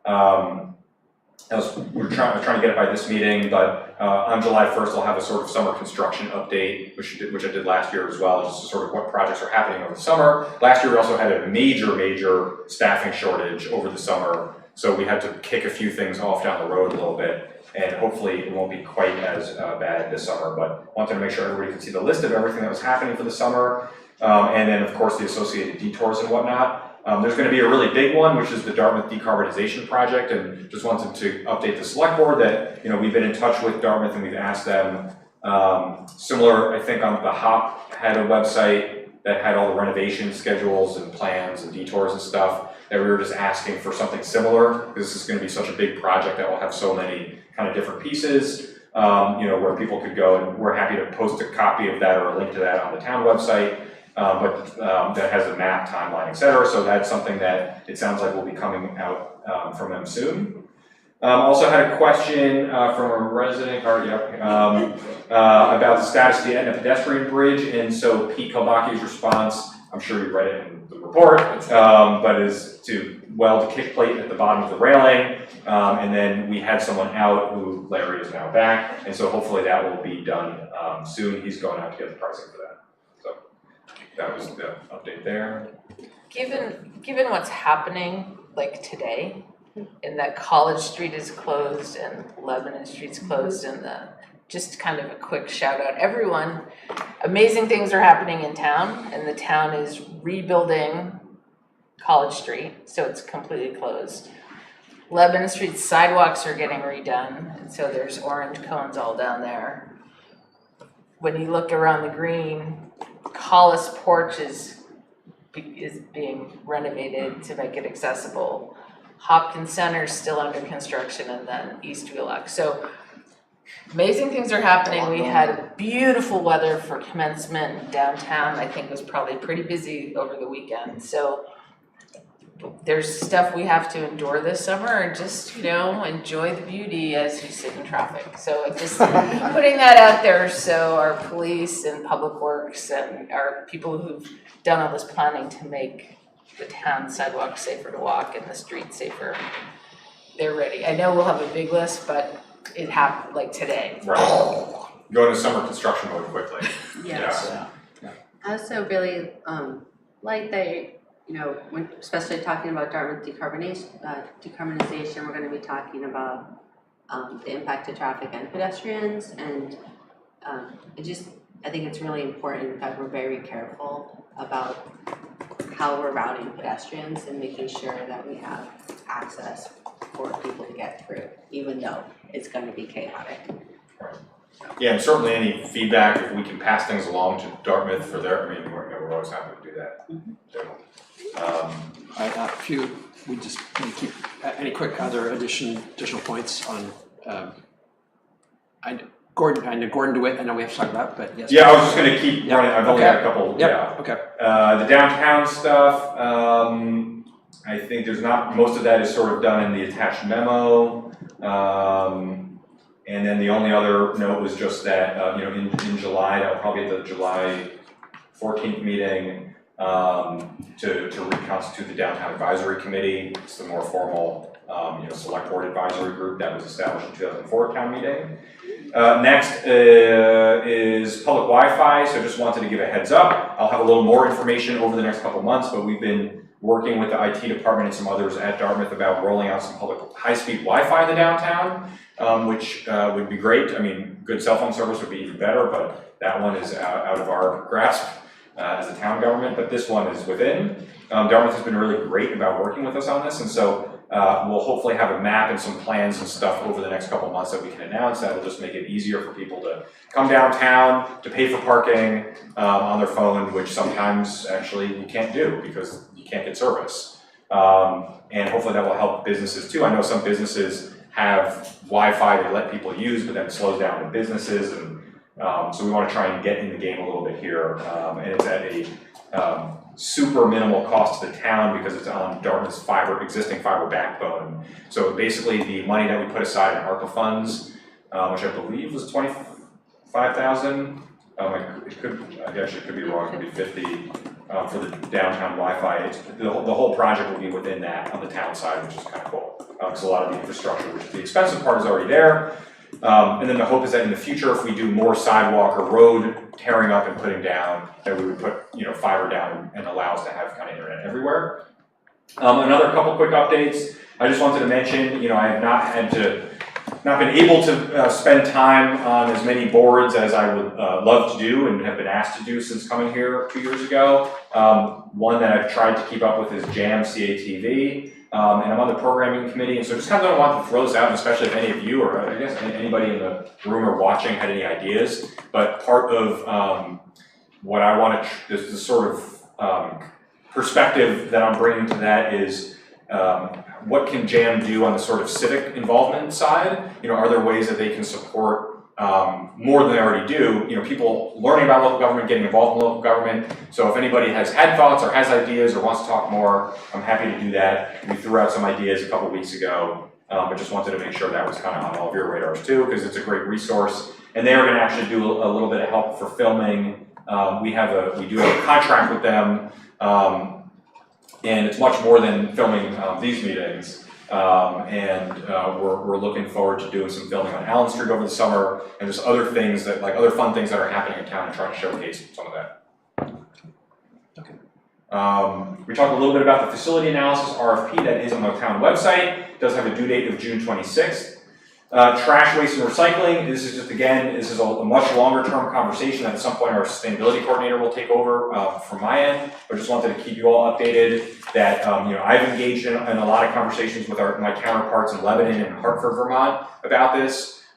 We have started doing that through Vital Communities, and they're going to help organize a more regional conversation with not just towns, but potentially other large users of waste stream systems as well. And just try and understand a little bit better how we can do better than what we're doing. Not just Hanover, but kind of everybody, and perhaps do it at a little bit less expense than what is in the budget currently. And it's all just starting, I opened maybe 2 weeks ago, my document of FY26 budget suggestions, which was a little depressing to start already, but also I don't want to lose track of some of these thoughts. And that $300,000 chunk is a big number, obviously, that we want to keep in mind as we look at next year's budget. I think this is great. I just want to make sure that as we're looking at it also through a sustainability lens, that transportation is considered. Yes. So that one garbage truck picking up lots of people's trash is perhaps a bit better for the environment than everybody going and hauling it to the dump and back. Unless they're on a bike. Unless they're on a bike. Right. I actually am getting repeated complaints that the glass recycling has moved so that people cannot walk it or bike it easily there. Oh. Not from myself, though because I'll just bike it there, as you know. It doesn't change my particular behavior, but yes, since it moved from the cemetery, I know people would carry it and walk, and now they're very frustrated that it's challenging to do on a bike, or they don't feel as comfortable biking there, and it's not a good walk either. And totally agreed on the trips. It's something we've talked about this out, of course, with sustainable Hanover folks as well. And the goal is not to have people drive a compost bag a week over to that. There's got to be a better way. And if we can put our heads together with a couple different towns, and Vital Communities has been helpful. I'm hopeful that we'll figure something out here. The Gordon DeWitt tree, I'll do the next one next just because it's shorter. I was at the Municipal Management Annual Conference, Municipal Management Association Annual Conference last week, which was great. They had a couple sessions, one on collective bargaining, one on employee contracts, one on burnout, and then a kind of fun one, which was a sort of, we've always done it this way, where are things going in the future? So that was just really good to get to be with a group of other managers talking about some of this stuff. And then I'll close on the Gordon DeWitt tree removal. For which there is very extensive backup in the...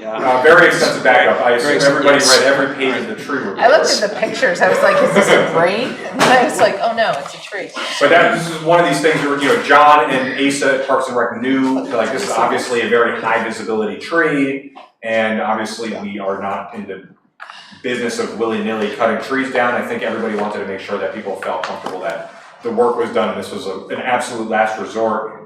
Really, that was spurred a couple weeks ago by a branch failing. that was mostly cabled from what I understand.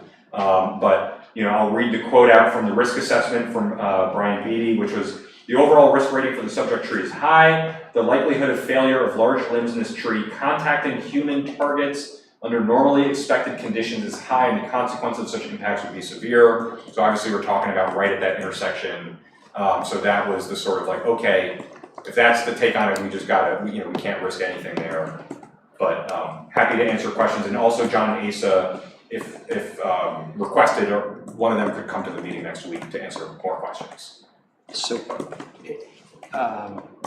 it seems kind of incontrovertible that the elm has to come down, which is a shame. It is. Yeah. Can we put something up in its, will we plant something? Yes.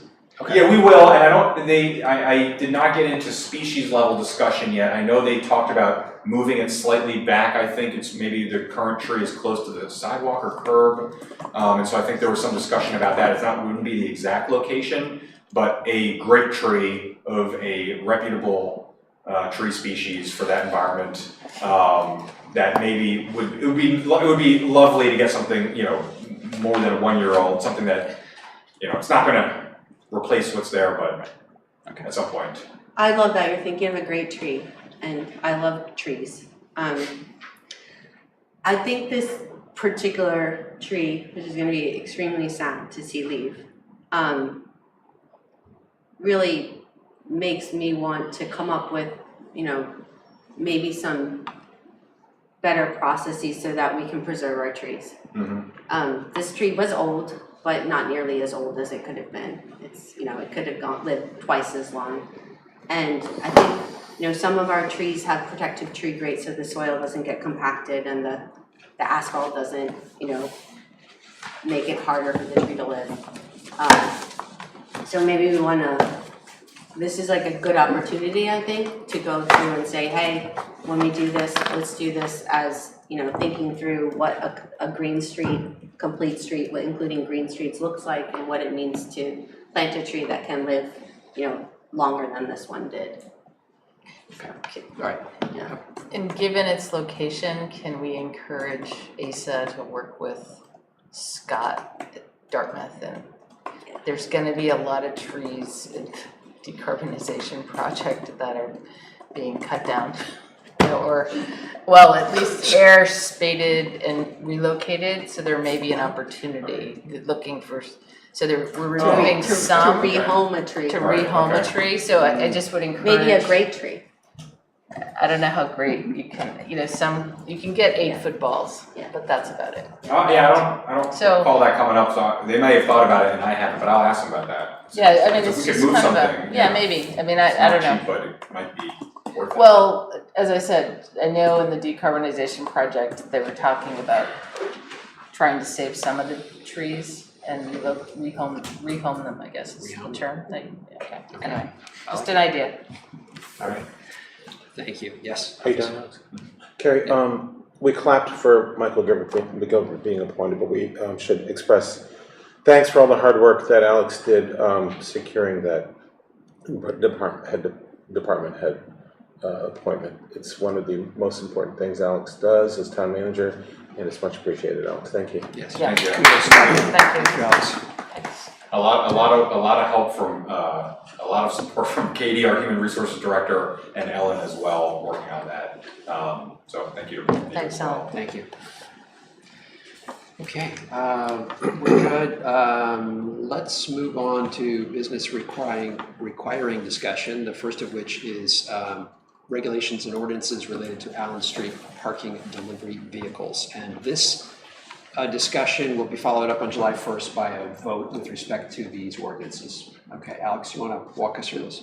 Yeah, and how do you want me, there's a lot in the memo, I'm not gonna read it, but do you want me to sort of just give me a speed? Should I kind of go quickly and people will jump in with questions, or do you want me to go? Because we've talked about this in 1 or 2 meetings. So I just want to get some sense. I know we've still got more to go through. So I would definitely do it quickly, Okay. and people can jump in, and maybe we'll even take questions along the way. Okay. Yep. Okay. Sounds great. Okay. So basically, there are 4 different sections. There are 4 different ordinances that are sort of part of this discussion. One is an Allen Street ordinance. This does not have to be done as an ordinance, which is what our attorney advised. And I've not done ordinances usually for short term, but it's perfectly acceptable. There's probably a couple ways to do it. It's probably the cleanest way to do it.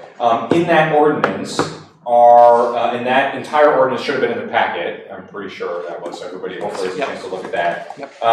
And that basically codifies the 2-month pilot and closure to vehicles. It establishes Hanover Parks and Rec as the town is overseeing various regulations. It provides outdoor dining options and some regulations for that about space and cost. It provides vendor spots that can be rentable by any business downtown or a non-Hanover business. It allows nonprofits to use Allen Street for public events. It provides space for outdoor seating and some activities and games. Provides for the block party at the end of July.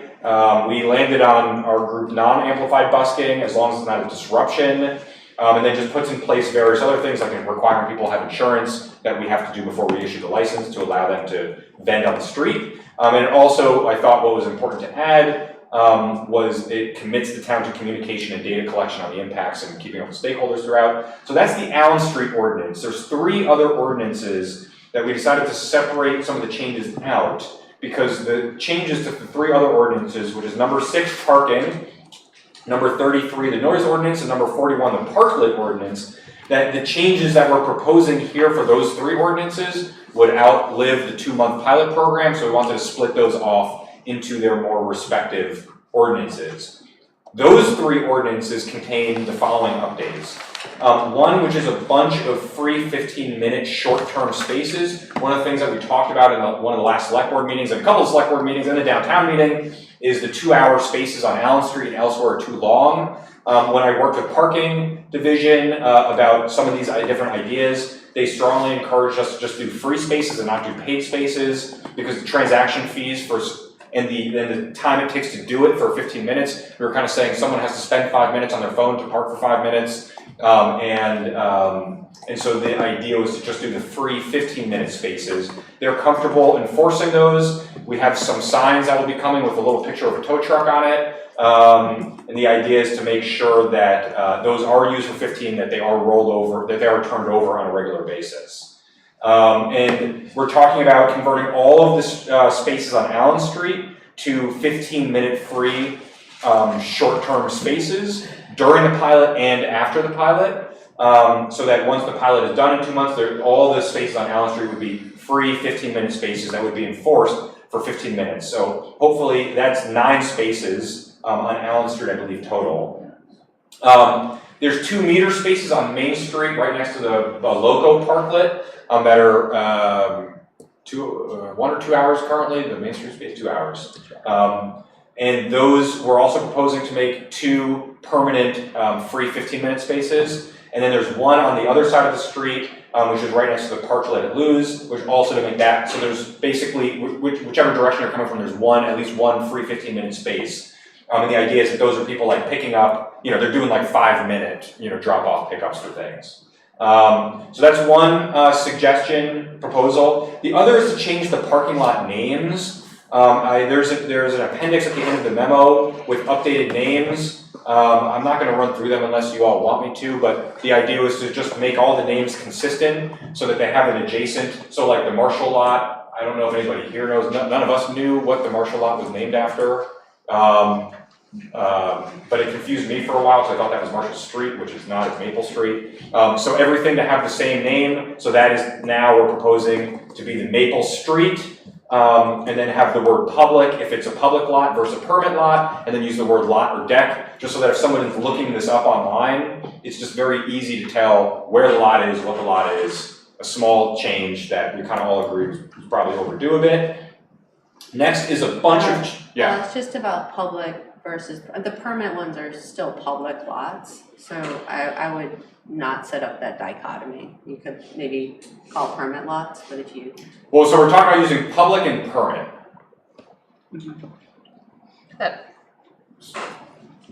So we're not saying they're not a public lot, we're just saying that is a permit lot. Yeah. So the idea is that someone, if they look up on Google Maps or something and they see, a permit lot, that they'll probably think that they can't park there, which they can't, unless they have a permit, whereas a public lot, people would generally think they can park at. That was the idea. Okay. Just so long as it's not written as like a dichotomy, because we would want the public who wants permits to know that they can get permits. Agreed. Because we have a bunch of lots that are private, Right. so. But the permit's from the town, right? The permits from the town, yeah. And then Vox is not where that's on Lebanon Street, that lot. The parking spots off of Vox Lane are Dartmouth parking lot. Our parking lot is off of Lebanon Street. Okay, so you're saying that one that's called Vox Lane is not on Vox Lane? Correct. I will look at that.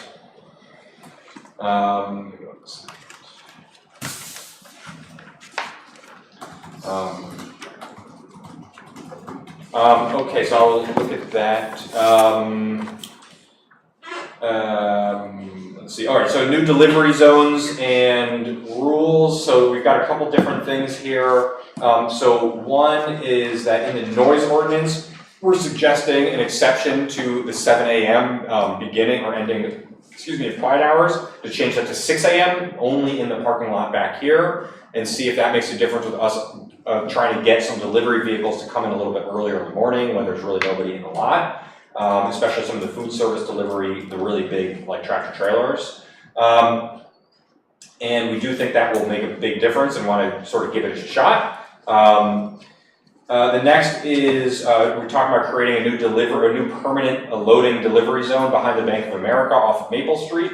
We're talking about creating a temporary delivery zone in front of Samosa Man adjacent to Allen Street for only box trucks. We're talking about potentially painting the existing delivery or loading zone on Allen Street. It may not be the full yellow, we were talking with the Buskies a little before about that. But we do want to mark that a little bit better and just make sure that the only things in the delivery loading zone spaces are trucks that are loading, because once one car gets in there, a truck can't get in there and they kind of go somewhere else. This is on Allen Street or perpendicular? This is the cutout on Allen Street, Okay, right in front of the Realtor's office. okay, yeah, I was on the wrong side. And so there is a sign or two on the sidewalk, but we're talking about not doing like, painting full yellow, from curb to curb, but doing a yellow box and then doing loading only basically in the box. And then again, the hope is that we can stop cars from parking there. And then the other is painting permanently the existing delivery loading zone behind town that we already have in the parking lot back there, which often also has cars in it. So the hope is that moving a few of those things around, we can improve the way delivery vehicles work back there. The next is deferring a little bit of wayfinding and parking gateway signage. As we went through and sort of did like an accounting of all of the signs in the downtown, there was a bunch of big blue signs that have parking that no longer really is really green is the MUTCD color for parking, directional signage. But also they don't look great, but also we thought that there may be an opportunity to do like better town of Hanover branding with not just a parking sign, but like welcome to downtown Hanover. Parking this way, town hall this way, Dartmouth this way, the hospital, I know it's not in the downtown, obviously, that way. And just have different things like that so that we have kind of like a more welcoming gateway on the other end of town, but we just don't have the capacity to really think about that. Like now we just kind of want to get everything else organized first. But that's just something we don't want to lose track of that, because one of the things, we've only had maybe 6 responses to the survey for businesses on Allen Street, and by far the number one concern is visibility, parking, and directory signage, that people can't find what they're looking for basically in the downtown. The former Fleet Deck lot, parking division does feel like, I'm trying to get some more numbers, but they do feel like the 10 hours was successful in moving a handful of cars, maybe 5 or 7 a day, out of the town hall short-term parking where they were getting ticketed and booted on a regular basis. And,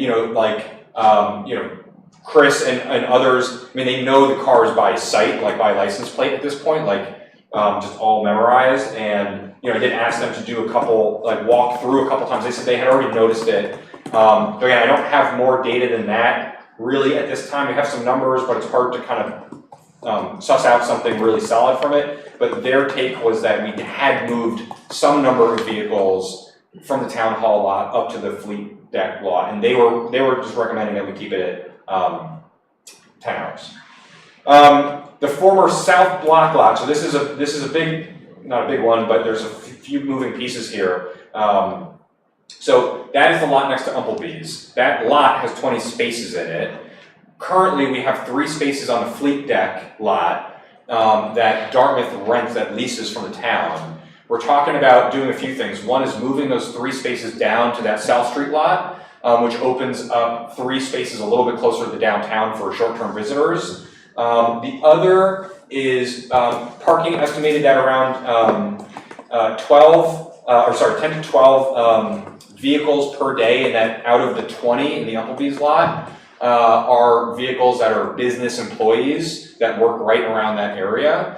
And so and we know we've got, probably at least double that somewhere around the Fleet Deck lot and our parking, the short-term parking behind Town Hall. So the idea is, why don't we try to get all that in one lot, the Umplebee's lot, basically, which is a little hard to find compared to some of the others, like back behind all those buildings. And then, and so we'd be switching spaces to some degree. So we'd move 3 spaces that are leased from the Fleet Deck block down there. So we've got 17 spaces left. Let's say, I'm kind of using round numbers here, but let's say 10 of those spaces are existing business employees.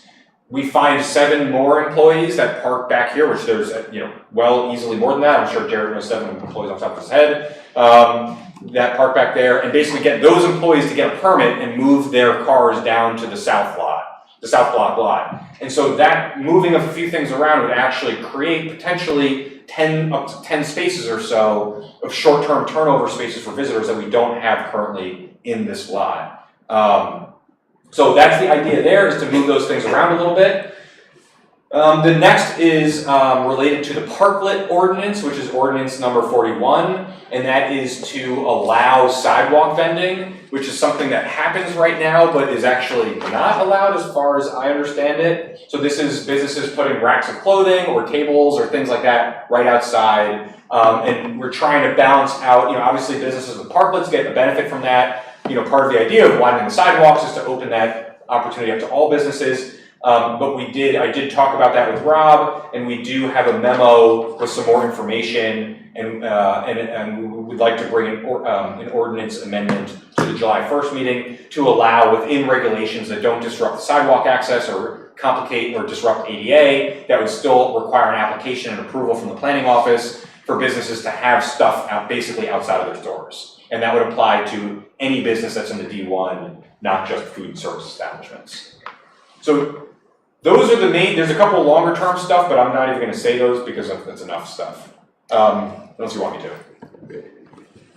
No, Okay. but so to be clear, we don't have drafts of those revised That's right, ordinances tonight. That's right. We will have them by July. In the packet for the next meeting, Yes, yeah. okay, and we intend to act upon those in the next meeting. That would be the hope, based on, these are the sort of things that we're proposing to change. Okay. So, And those will be redlined versions for questions. as you know, I'm concerned about you don't want to Go talk ahead. No, I have competing questions. Go ahead.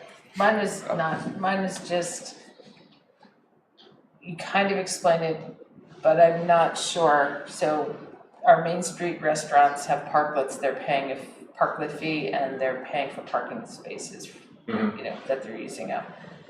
We're potentially letting a few restaurants have parklet on Allen Street, is that right? Like Sawtooth and Stiltnor's can have. On Allen Street, yeah, on Allen basically, Street. right. What kind of fees are they paying, just so we're kind of thinking about fairness, because they're getting a street, these guys took parking, so a $50 parklet fee doesn't feel like they should be paying a fair amount. I just don't know what that amount is. We tried to create parity in some of the fees, so the way it is structured as proposed is $125, I think, per 200 square feet for vending. 150 per 200, yeah, sorry, okay, thank you. 150 per 200 square feet on Allen Street. And so that was, we looked at the square footage of the parking spaces and the Allen Street spaces, so and even though they're not taking, we tried to keep it somewhat in parity. Yeah. Okay, thank you. That doesn't fix the issue if those are too low, but They seem they're all to too be low together in then. parity by the average size of parking spot. But I think, I mean, we have time, so right now, if we do parity for FY '25, but if this goes forward for Allen Street, or when it does or whatever, and for you, the Parkwoods on Main Street, I think we've all heard that it's $1,800, Diane. I did the math, I wasn't quite as articulate. I was thinking the same thing. So I think we should add that to the list for FY '26. Sorry. Agreed. No, that's okay. Rob and I have already talked, because I think the original ordinance would actually had a 3-year shelf life. So we're at that point now. So we should reevaluate the process. There's probably a couple process improvements that we would suggest if we're updating the ordinance again too, not just the money. I'm conscious of the time, but you had a question. Yeah, I mean, if we can discuss it next time, but I thought. No, go ahead. I have concerns about the free 15-minute parking. I think it's much harder to enforce because you have to visit it twice unless we have technology, and it will be overused. And I think people are getting, handy. People who park frequently are handy with their mobile apps because they'll know how to use them already and they'll have them installed already. I'm a little concerned about the South Block lot used to be more utilized than the fleet deck. I don't know what it is looking like now. Like, there's a couple questions I have. It was a pilot to turn it into a 10-hour lot. I hear that these 5 to 7 people maybe have a better parking situation, but I have no idea whether it's meeting our town goals, whether our, highest demand, which is our lunchtime, is met. And whether that fleet deck has spots at lunchtime. I know from our previous study, the lots that are 10 hours fill up much sooner than the lots that have 2 to 3 hours. And the South Block lot traditionally has been, even though maybe it's only half employees, has been higher utilized, like close to 90% on average in the 2019 study compared to the fleet deck, which was just a little bit lower than that. I wonder if it's gonna put more pressure on our library lot because people park for like Ramontos, Umblebees, caramels, and all that stuff, and they park in that lot. So I'm not so sure it makes sense to move. I'm hearing just conflicting things, that these employees won't walk further than the fleet deck, but maybe we should move them over to South Block too. So I'm just a little unsure whether that would if that makes sense.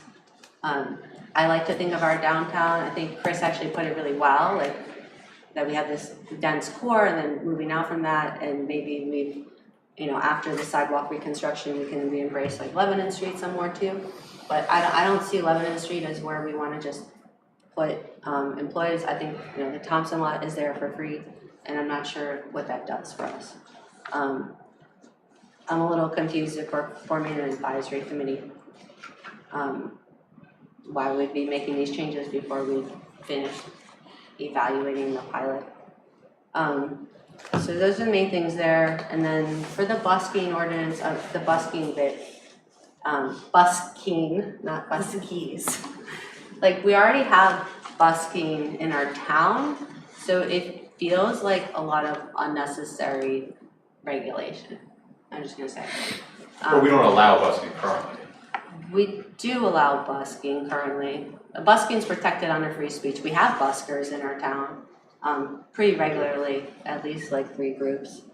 And it feels like just unnecessary, and they typically do use, I think the saxophonist we heard does not use amplification, but the other ones tend to use some amplification. I think that you haven't heard any complaints, probably suggests that people are happy about it, that we have busking. I just hate to add unnecessary regulation. I think it puts us in a weird position because busking is like the case law suggests is protected free speech. I mean, I'm certainly happy to run that comment by our attorney, but our attorney wrote this ordinance, and so I'm pretty sure she's familiar with those things too. And my understanding is we do not allow busking currently in town, and this is to allow it. So I think everybody. I mean, we have busking in town. Yeah, but we have a lot of things that we don't allow also. We have tables on sidewalks that we don't allow. I mean, Right. we have all But sorts I of think things. like if you look at our activity ordinance, you really have to be creating a lot of noise and a lot of sidewalk disruption in order for it to be required. And that's where that's regulated. Jenny, I've never seen busking in town. Well, you should get out more, Athos. Wow, okay. You do work. All right, I'm conscious that we also have audience members who'd like to speak on these topics, so I want to broaden this participation. And are there audience members who would like to speak on either the Allen Street ordinance or the noise parklets or parking ordinances? Yes, I see some hands in the back, including Bobby and, yep, okay. Jack. Yep. Bobby Hitchcock, Hanover resident clerk. I happened to have an extensive conversation with the owner of Red Kite Candy today, and who is aware of these changes that are being made, and she's very concerned that if all of those slots in back of Umplebee's become 10-hour parking for employees, their business will drop off dramatically. She said peak cars are in and out of there all day long for Umplebee's, Red Kite Candy, Ramontos. So, just want to give that feedback. It would be great if you would, if you get feedback from folks, if you'd pass them to the staff that are working on the issues so we can get the feedback involved. Invite them to the meetings, because we've talked a lot to the Red Kite Candy folks. But yeah, if you want to connect people to me or to Jared so they can participate, that'd be great. Since it just happened, I didn't have time. Yeah, no, I'm just saying, please feel free to send them our way. Okay, can I also mention one UPS driver that came in and spoke to me about very much concerned that Allen Street will be closed. And he's said it's hard enough already. He delivers to South Street and Allen Street, and he doesn't know what that's gonna look like. So maybe the plan you guys have will work, but he came in last week to speak to that. So. Okay, thank you, Bobby. Jack? Did you want to speak? Yeah, Can you come up, please, just for the microphone? the first one was Jenny made comment about free parking. I don't necessarily agree there should be all free parking. So, but the comment you made it would be hard for the ticketers to find out if there's free parking or be abused. And that is not true. If you get a ticket, it is not true. I mean, there's some. I was just saying you have to go by twice rather than once. Does that make sense? I don't understand how you're Because if it's a pay meter and it expires, then that vehicle gets a ticket. If it's free and you see a vehicle, you gotta chalk the tire, come back, this is the same vehicle. You have to come back 15 minutes later. In my You know what I'm experience, saying? Like, looking out the or you window, can talk to you. I don't know if your experience is, but in my experience is, if you're more than 15 minutes in front of my store when it used to be 15 minutes, you get a ticket. The buzzers would go off, the beepers would go off, and they'd be there, and it was controlled very well. Yeah. You could talk to Chris, but it was controlled very well. There was no one, if you were abusing it or taking advantage of it, you got a ticket. That's why I'm concerned that when it's free, that won't happen. So, does that make sense? Go ahead. I was just gonna say, for whatever it's worth, I mean, the people who do the enforcement recommended this.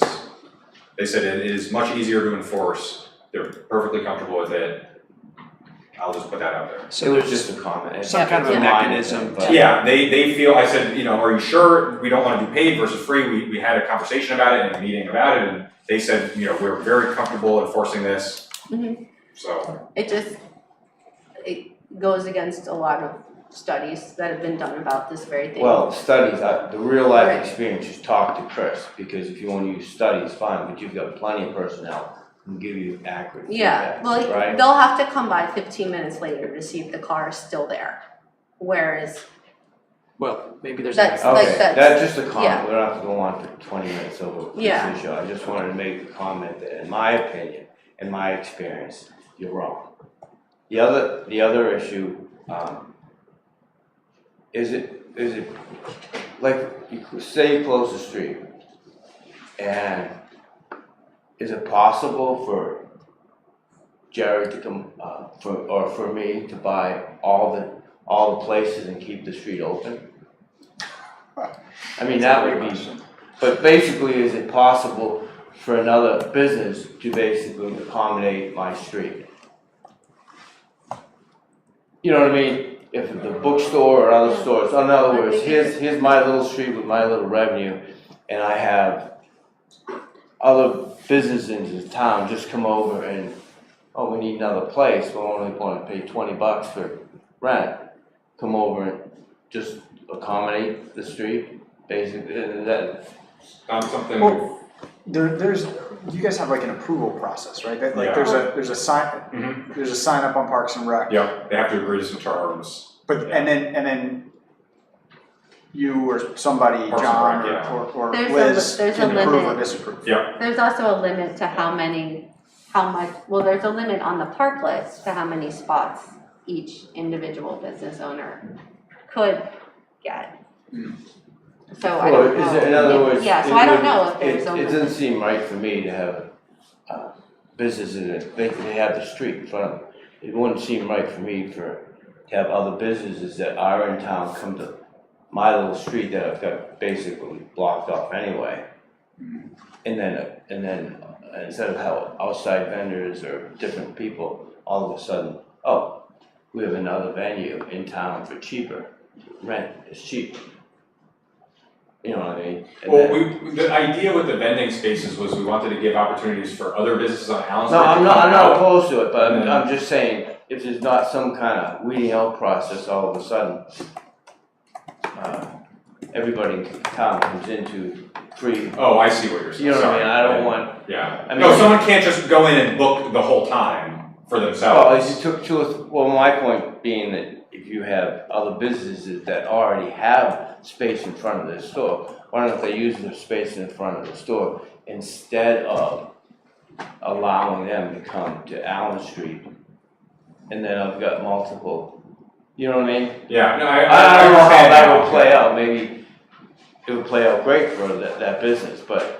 We were trying to engage all the businesses in the downtown in this What project. better activity than just stay in your own store and develop your own store that accommodate Allen Street because you're getting it free and cheaper and the town's making it that way, Right. right? I mean, how about if Jaron came over and said, hey, this week I want 5 each, all of a sudden he's got his whole restaurant there, and I'm going like, well, why can't you do that on your side of the street? You're already paying, you know what I mean? To me, that would be like That's a good point. encroaching on my little space that I'm losing, but. Well, that's why we have the limits on. You know, I'm just bringing it up, and Right. probably not in reality, but thank you. Thank you, Jack. Diane, did you want to Yeah. speak? Yeah, okay.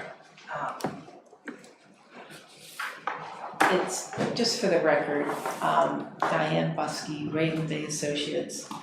The Buskys have been on Allen Street for 84 years, with Steve's stepdad being at the in garage, for some of you who might remember that.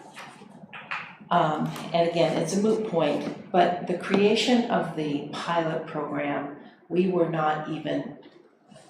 talked to, we weren't approached on this at all, and it just, we got the message from Alex on May 1st that these things were going to happen, and at that time, obviously, we were not in favor of it, and also did not know that you were deciding this on May 6th.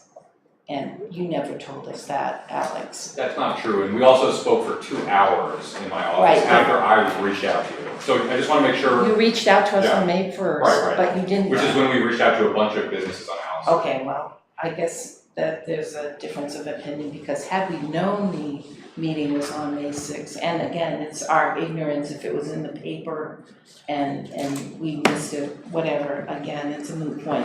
But we are very worried about it, this pilot program becoming a permanent closure of Allen Street, which we would not be in favor of. And my questions are, who determines that this is a success or a failure? And what's it based on? Is it based on the 6 people that have completed the survey, you know, before, during, and after? Or I know it's right now it's 6 people, but hopefully there's more.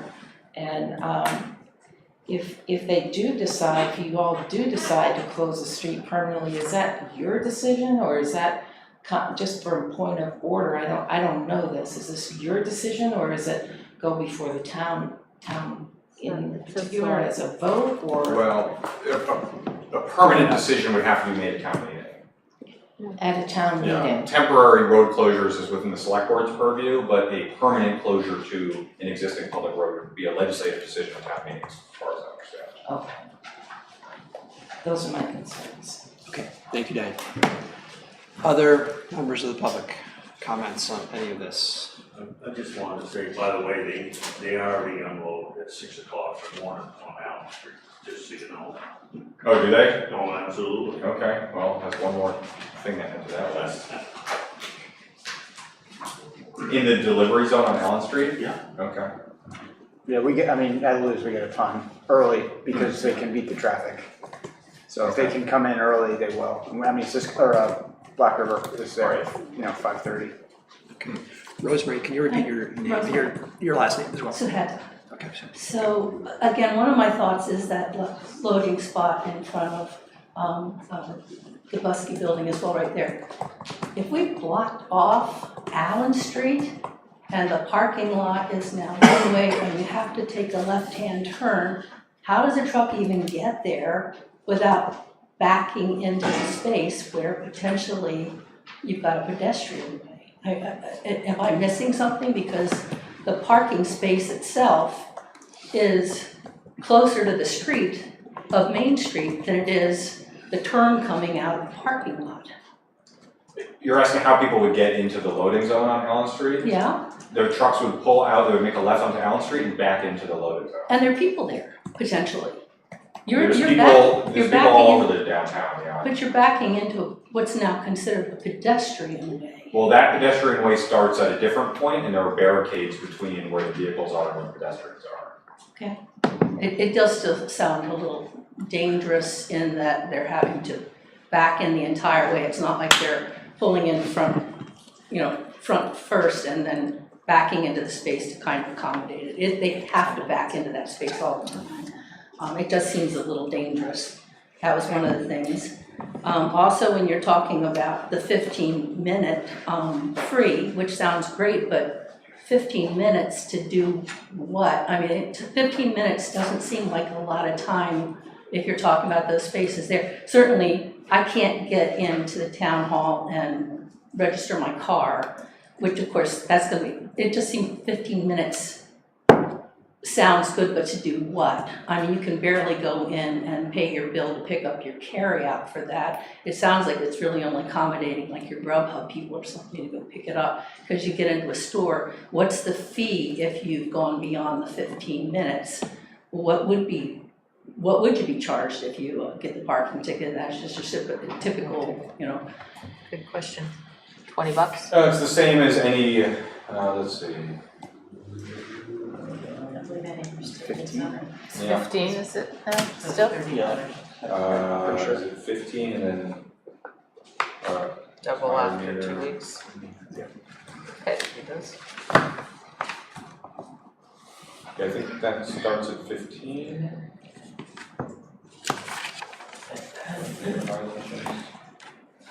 Yeah.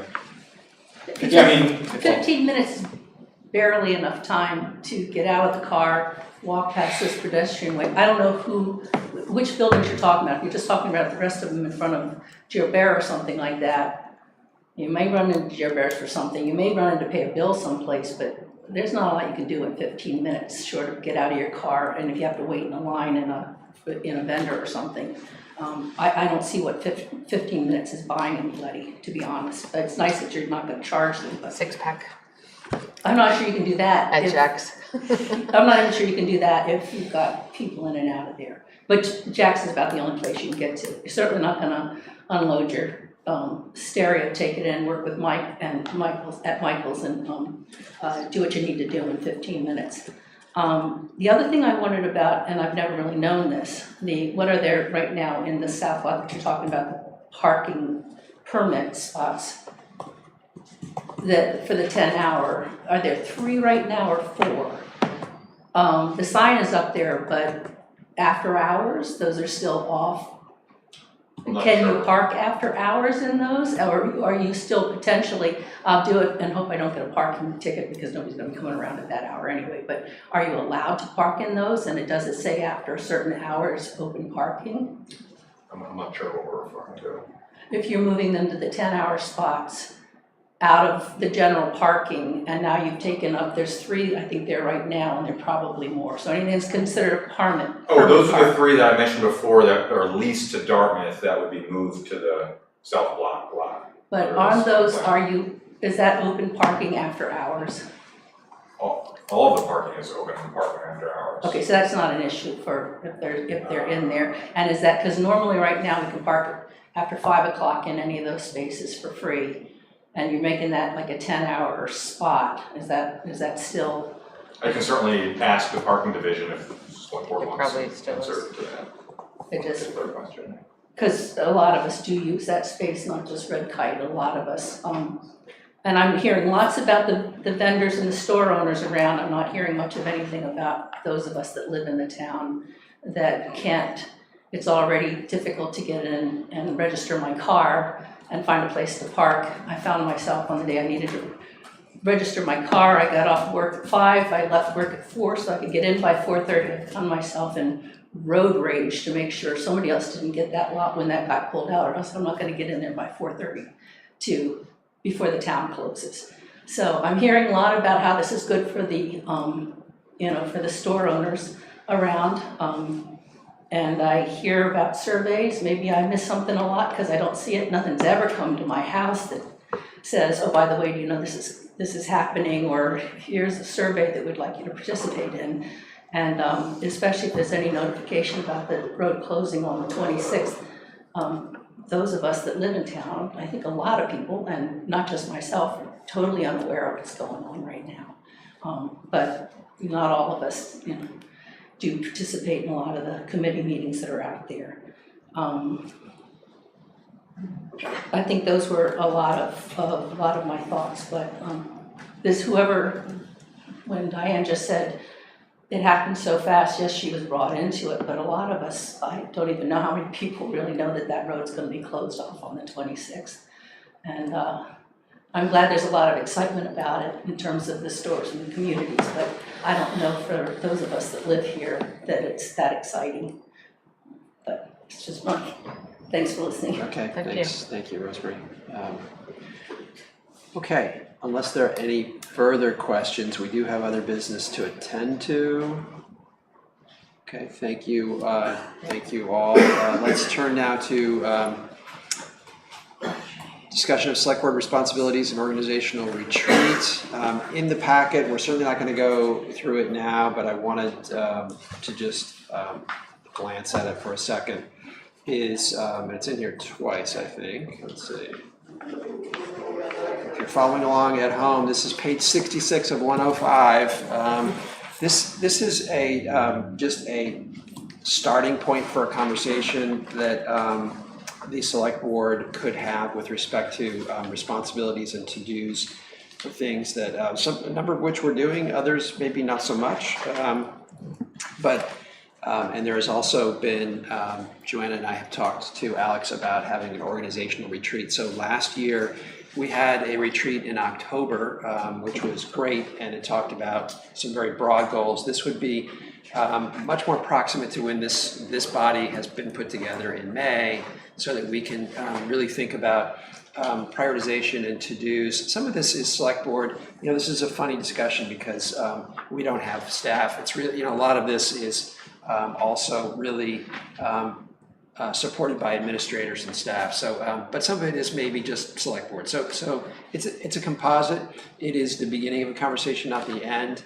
I wanted to make it a public document so that we could think about it in the context of having a retreat.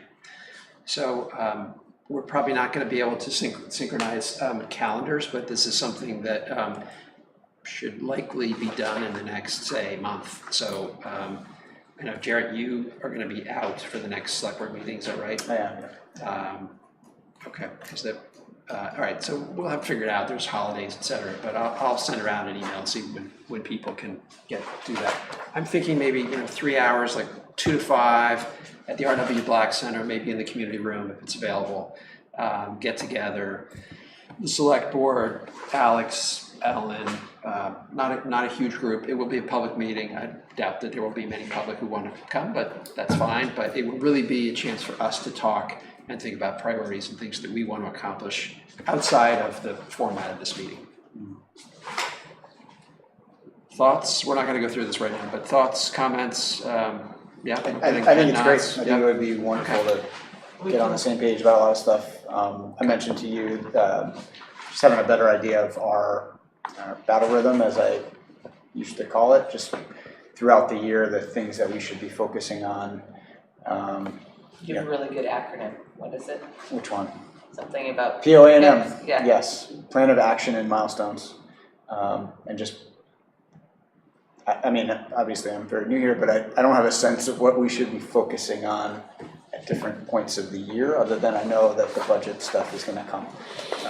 But it would be great if some of this stuff we spread out throughout the year and we spent time talking about. Yeah. Okay. Great. All right. So I'll come back on dates and we'll see. We'll move forward there. Okay. All right. Thank you. All right. So we turn now to business requiring action. There are a number of motions necessary to set up public hearings. In fact, 1, 2, 3, 4, 5. Yes. Okay. We actually already did number A, right? Which was this, for July 1st. Yeah, that wasn't the list. No. Okay. We didn't. I thought we did. Right after we discussed rates and fees. Did we not vote on setting a public meeting For rates July? and fees. Yeah, so that's A, business requiring action. That's rates and fees. Oh, I'm on the wrong agenda. Oh, so item 8, number 8? Yeah, I think you're in the wrong agenda. I'm on the wrong agenda. I am. No. Am I? No. No, No, Carrie is. I'm in the You wrong are. agenda. Okay, hang on one second. So, All right. Yep, Could, yep. what do you say, can we make a motion to set 5 public hearings on Monday, July 1st? Number 1 is to review and approve 43 Allen Street pilot placemaking temporary ordinance. The second hearing would be to review and approve the amendment of ordinance number 3, the noise ordinance. Number 3 would be to review and approve the amendment to the ordinance number 41, parklets. Number 4 would be to review and approve the amendment to ordinance number 6, the parking ordinance. And then the number 5 would be to accept unanticipated funds from the Department of Safety Division of Fire Standards Training and EMS in the amount of $9,750 and to authorize the town manager to execute all necessary documents. I move that. Can I second that? Okay. I like it. All those in favor? Aye. Aye. Okay. Shotgun approach. Okay. Thank you.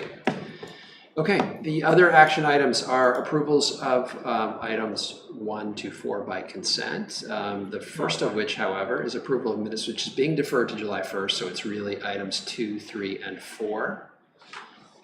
One quick note is on the planning board appointment. It reads reappointment, but it's actually the first time appointment for, help me out here, Jenny. Matt Stover. Yeah, for Matt. I don't know that that's a substantive change, but technically not a reappointment, an appointment for the first time. He's coming off the ZBA, right? Yeah, okay.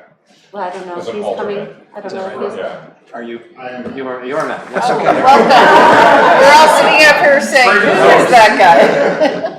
Welcome, Okay, Matt. Thank you for thank you. serving. Thank you.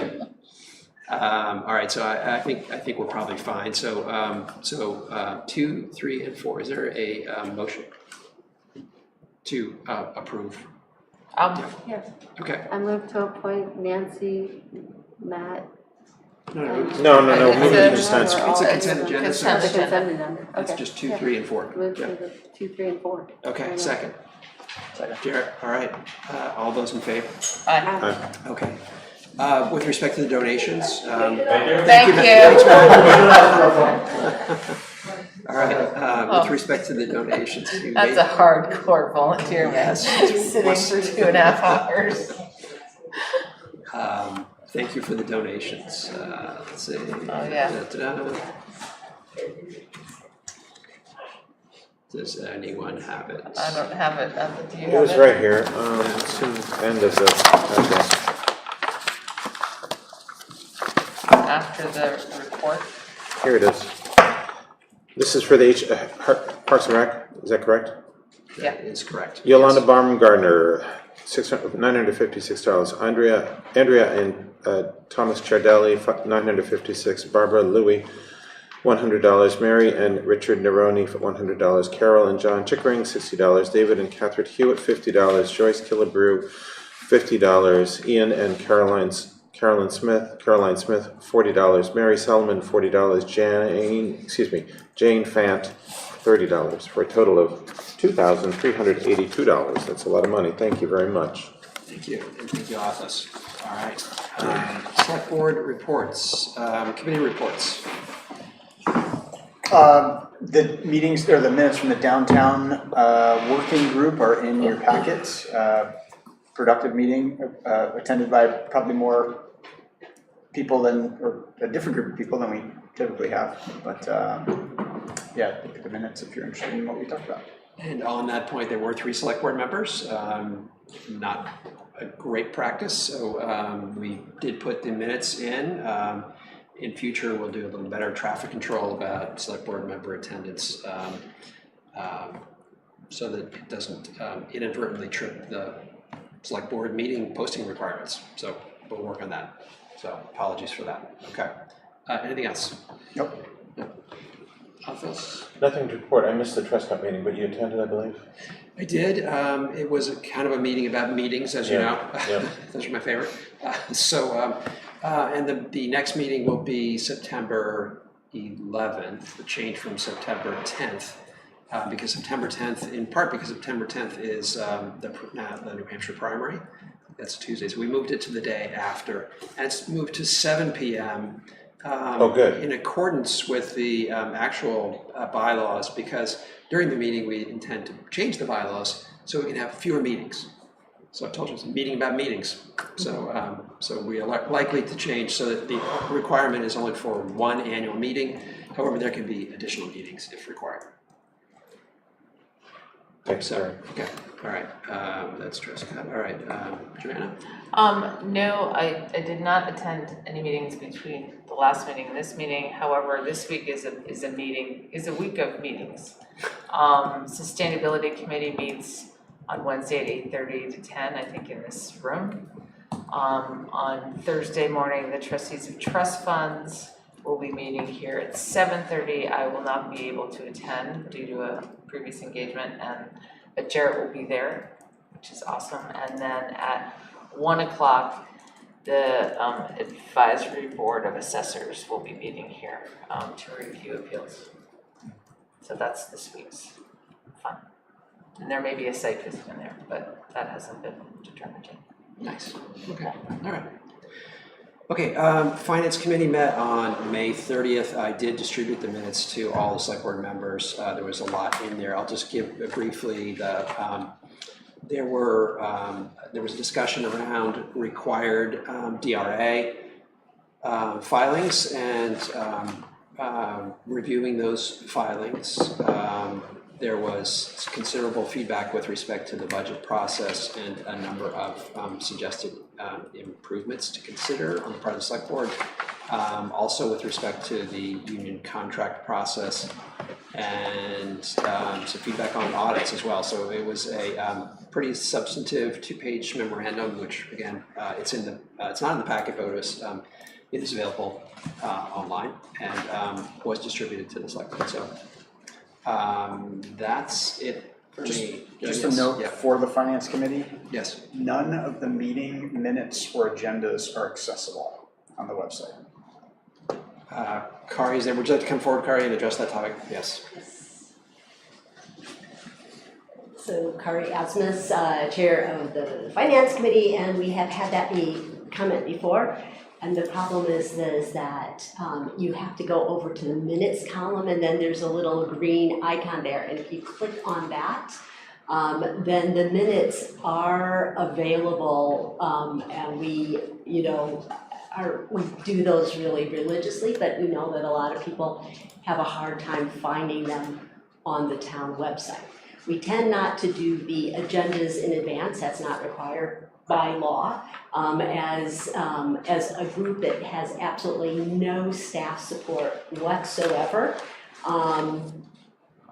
other than the posting of the minutes, which people have a hard time to find. The agendas sometimes are not available until the day of, and there's no way to get them online. Okay. And so then once you get the minutes. There's like a download button and that doesn't work. There's a link that doesn't work. There's a packet button that doesn't work. There's a highlighted link that doesn't work. So maybe we can... I know I can find them, but on the other hand, I know that they're sent to the town manager's office, and we're not responsible for getting them on the website, but the state law does require that if you have a website, that minutes are supposed to be on the town website, and I would just encourage all committees to be able to follow that without the individual volunteers having to figure out the website, because we don't have access to it. Thank you, Kari. Jenny? Cool. The planning board had a site visit to 25 West Wheelock where a whole bunch of new beds will be built by Dartmouth. So it's exciting. And Hanover Bike Walk, the plan of the year, we just call it POI from now on, I think. POI? POI, P-O-I, yeah, for sure. One of the directives is to update the complete streets policy. So we had a subcommittee started about half a year ago to look at our complete streets policy, and Rob Hausman, David Anderson, and myself drafted something, and we've had many months to review it, and we adopted it, so that that committee will be bringing it to the select board to see. It's very similar to the previous one, but David found some really great resources online from the Smart Growth website that had basically like a checklist. And it's like going through our policy and putting all those things in. He can explain it better. And then that's it. Sustainability tomorrow. Okay. Wednesday. Thank you. All right, that is committee reports. Unless there are any other topics, Alex? No. Okay, good. All right, then motion to adjourn. Actually, we do need... Are you doing a non-public? We are doing a non-public, yes, I'm sorry. And actually, we do need... we do need... Yeah, we need to move. We actually need to move for a non-public. I can show you the RSA, but anyway. So we've been wrong for the last 40 years? Yeah, it's all right. It's okay. So let the record show we've been wrong. Motion to move into non-public. Night. Right, good Does night. any of this really matter, though? Well, only to some certain people. Motion to I'll second the motion to go into Okay. non-public. Roll call by name. Sharing. I, Jared Burke. Marcus Francis, yes. Joanna Woodcomb, yes. Carrie Callahan, yes. Jenny Terron, yes. I thought we just did last week. We're now in public session. I thought